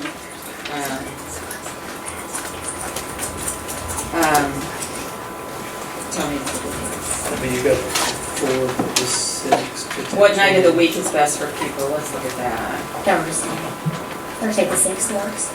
February 6th, Thursday, is everybody available? 6 o'clock? Or do we want to go earlier? Yeah, I could do it. Can you, Sherry? Yes, ma'am. Okay, let's do it at 5. On the February 6th at 5 o'clock. Is that okay with everybody? Okay. That would be a special meeting too. That would be a special meeting, and we have our angel person there taking care of all that. So, the next item on the agenda is discuss agenda, set agenda for town hall. So the agenda for the I town think, I forum. think we've set the agenda, and I have no objections to the agenda. However, I do believe that we should, we're gonna talk about the high school and the funding. I do believe we need to add to the agenda, the high school. What if we don't do the plan that's on the table? What are other options? I think that the community needs to understand what are other options. That would be one thing on the agenda. The second item I would like to include is, I think that we need to really discuss, because, there may be an outcome when people come. It may be, a lot, and I think if it's a public forum to educate and to seek advice, not only at that meeting, but when people are not at the meeting. We need to add talk about the budget being based on continual tax raises, and I think we just need to discuss why that's important, why that's not important, the options if we don't raise taxes every year. Because that, I think people need a clear understanding of that. I think that's a very reasonable thing to discuss at a town forum. And I would suggest those be added to the agenda. Well, and I would say that when we did that meeting where we all kind of discussed it, Ms. Smith came up with those exact items. So those are the items that she did come up with as part of it, with the different options and the different funding and things. Absolutely, but I would go a little further, I would go a little further in, if we don't do the nickel tax and it does not pass, the high school options would be, when would we be able to address it, that type of thing. I think that's, I get that question a lot. If you don't do it now and you don't do it this way, when can you do it? And I think we need to discuss that. I think that will. And I do honestly believe that there'll be many, many people interested in want to know what about tax increases being necessary to move us forward. I think that's just an educational portion of it. So, right now, as the agenda stands for that forum, it's what, Ms., could you please read that again? It's such a mouthful, yeah. Because I think that maybe what Mr. Wilson is saying might already kind of be encapsulated in that, so. I think you know. Yeah, but I think we better be precise if we do, so that we know what we have done.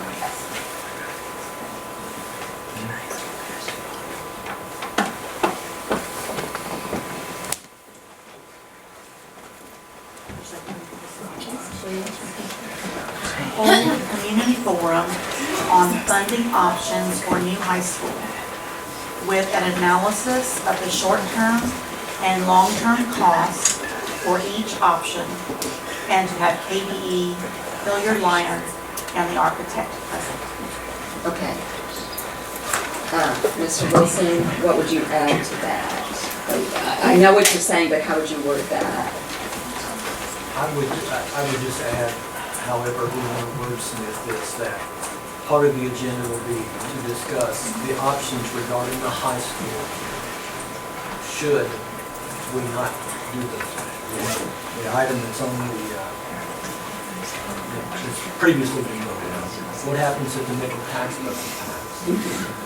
And one of the board members, one of the speakers really said something that's important that I think we forget sometimes. I think it was Mr. Bostrom. We need to list the deficiencies or whatever words you want to use regarding the high school now, and how will those be affected the longer we stay. And I think that would be educational also. So, if I'm going to read, I'm trying to get my mind around what we're going to do here. We've got this motion that we passed before. Do we need to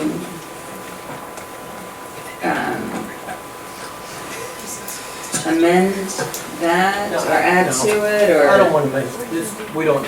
Well, this has caught us up a lot that we did this, And so I think- I want everybody to get what they want in there. I think that we will encapsulate that.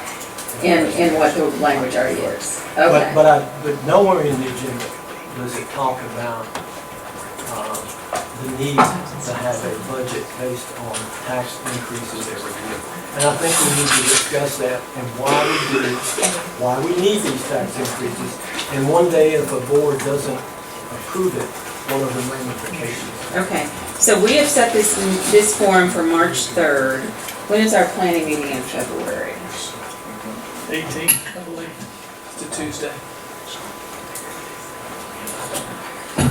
I think it's good. I think everybody understands. Okay, but, so you're not wanting to make a motion to No, vote? I think we got a room full of people here.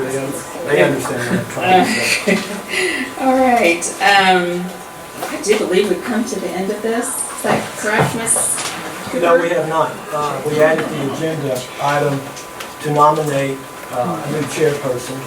If it's appropriate, I would entertain a motion. Well, it's at the end, it is election, it is number 17, so we're on old business. Do we have any old business?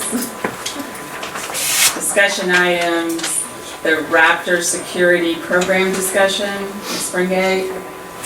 We can take that. Any other discussion items? You got the high school graduation, you had Yes. a presentation about that. I think that is something we should discuss. Do you want to lead that, Mr. Wilson? Do what? The graduation? I mean, it's up, this was a, someone asked for our opinion on it. We can choose to do it now, or we can choose to do it later. Let me- Your agenda, if you're gonna do that, if you're gonna get into talking about graduation date. Well, we had added it as a discussion item, so we could, You can discuss it. right, but we're not gonna take any action on Just for it. discussion. That's perfectly fine. And that's up to you. It sounds like the ladies that spoke, I think Ms. Blankenship and Ms. had a plan. Basically, it sounded like they were working with the superintendent and with the schools, and they were gonna do a survey and then just kind of go from there. I'm completely comfortable with that plan. I guess I To just change want, the date to Sunday? Well, I think what they were gonna do was survey all the students and then discuss that with Mr. Arnold, and then it felt like they were having like open communication, and they were able to kind of solve that without our intervention. But I might have read it wrong, that's just what I think it was. Really, this has always been a school determination in terms of the date. And we are somewhat limited because we have somewhat limited options in terms of where we can host it. But we've always just worked with the school in terms of them working with the West Park and the other schools that participate to find the time slot, and that's what we've utilized. And that has been effective. but it sounds like both Friday night and Sunday are available, so I agree. I think Mr. Arnold was really trying to facilitate a consensus. But we do know both are available. We have to sign the contract, right? No, So, We have okay. received the contract, and I can just tell you that they won't make the changes that Mr. Chenoweth asked for, because they never have. Okay, And so, but as far as the Well, date, they did, Scott. They did Oh, you guys that the first couple of years, and then they said, no, we won't do it anymore. it's 9:20 and he said a word. But we have to, when we sign that, or we approve it, it will have a date. Mr. Arnold, do you? Oh, is Mr. Arnold here? Yes. What are you asking me specifically? Are you good with moving forward with the students, like Mr. Hawkins said, and? or Yeah, Mr. we had a meeting today, and then I had taken student input as well, and then I was just gonna meet again with Mr. Hawkins and go through the options, look at the student results. I thought they were very eloquent. I think that graduation night is just the high, we all know, we've all been there, and I do understand not getting your relatives into town by Friday night. So I hope it can all be resolved. Oh, we have a senior here. What do you think? Something I did want to mention was I did overhear some of the conversation around school, and there were a few expressed opinions about the potential of it being on a Sunday, with some of the students were concerned about potential church and religious obligations in connection to that Sunday date. I think that's something that we should honor and consider as we move on and Even in the approve. afternoon. Absolutely. Just to be open for all religions and people's personal lives and stuff like that. I think it's just something that we need to keep in the conversation as we decide going forward. And hopefully the survey will be interesting, your take on the survey, and that'll address those. People will be able to, the students will be able to. Because I agree with Ms. Springate, it sounded like it's a lot of open, they'll come to a consensus, so. Is there anything else on that subject, Mr. Wilson, that you wanted to discuss? All right.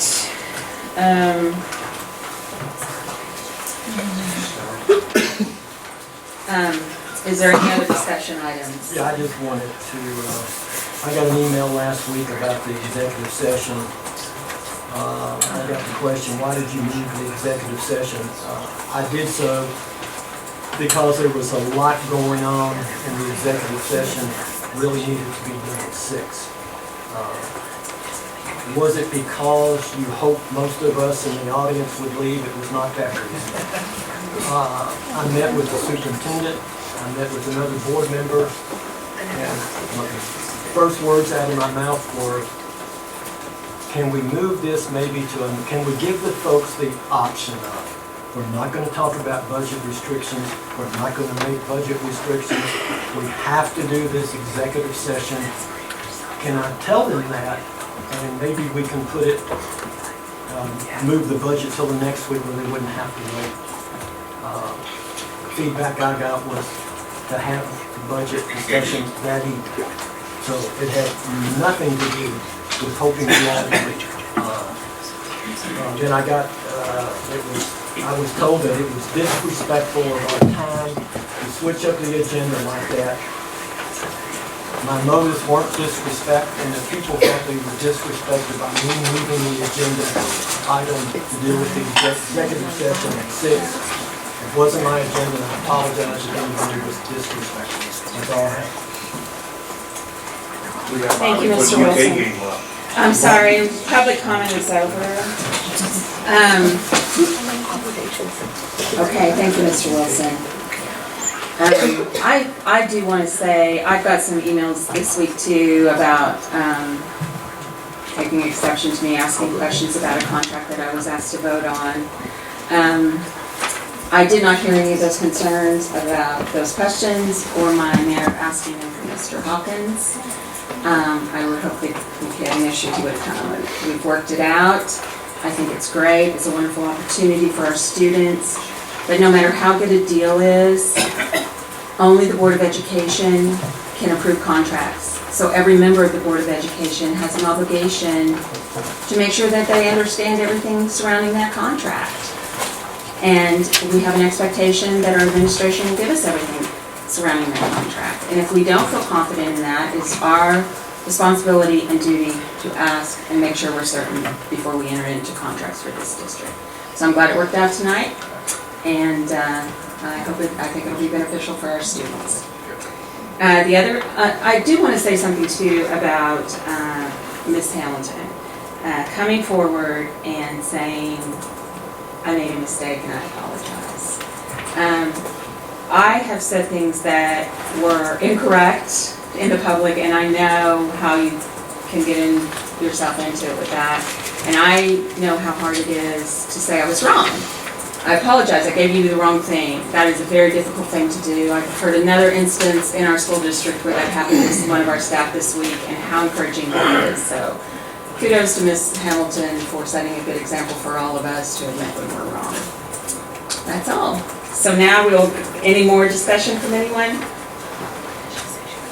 Okay, now we go into, is there any need for any further executive session tonight? Okay, now we go into item 17, election of officers. Mr. Wilson, I meant to say this at the beginning of the meeting. Thank you, before we vote to replace you officially, thank you so much. What you said last week I have witnessed firsthand. And I know the stress and the struggle of you has been very difficult, and I appreciate you sticking with us in this. And, okay, so I will open the floor to nominations for a chairman.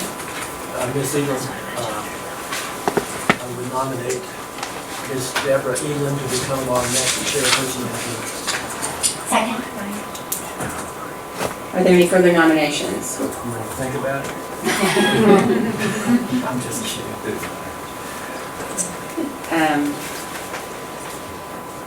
There are no further nominations. All in favor, say aye. Aye. All opposed?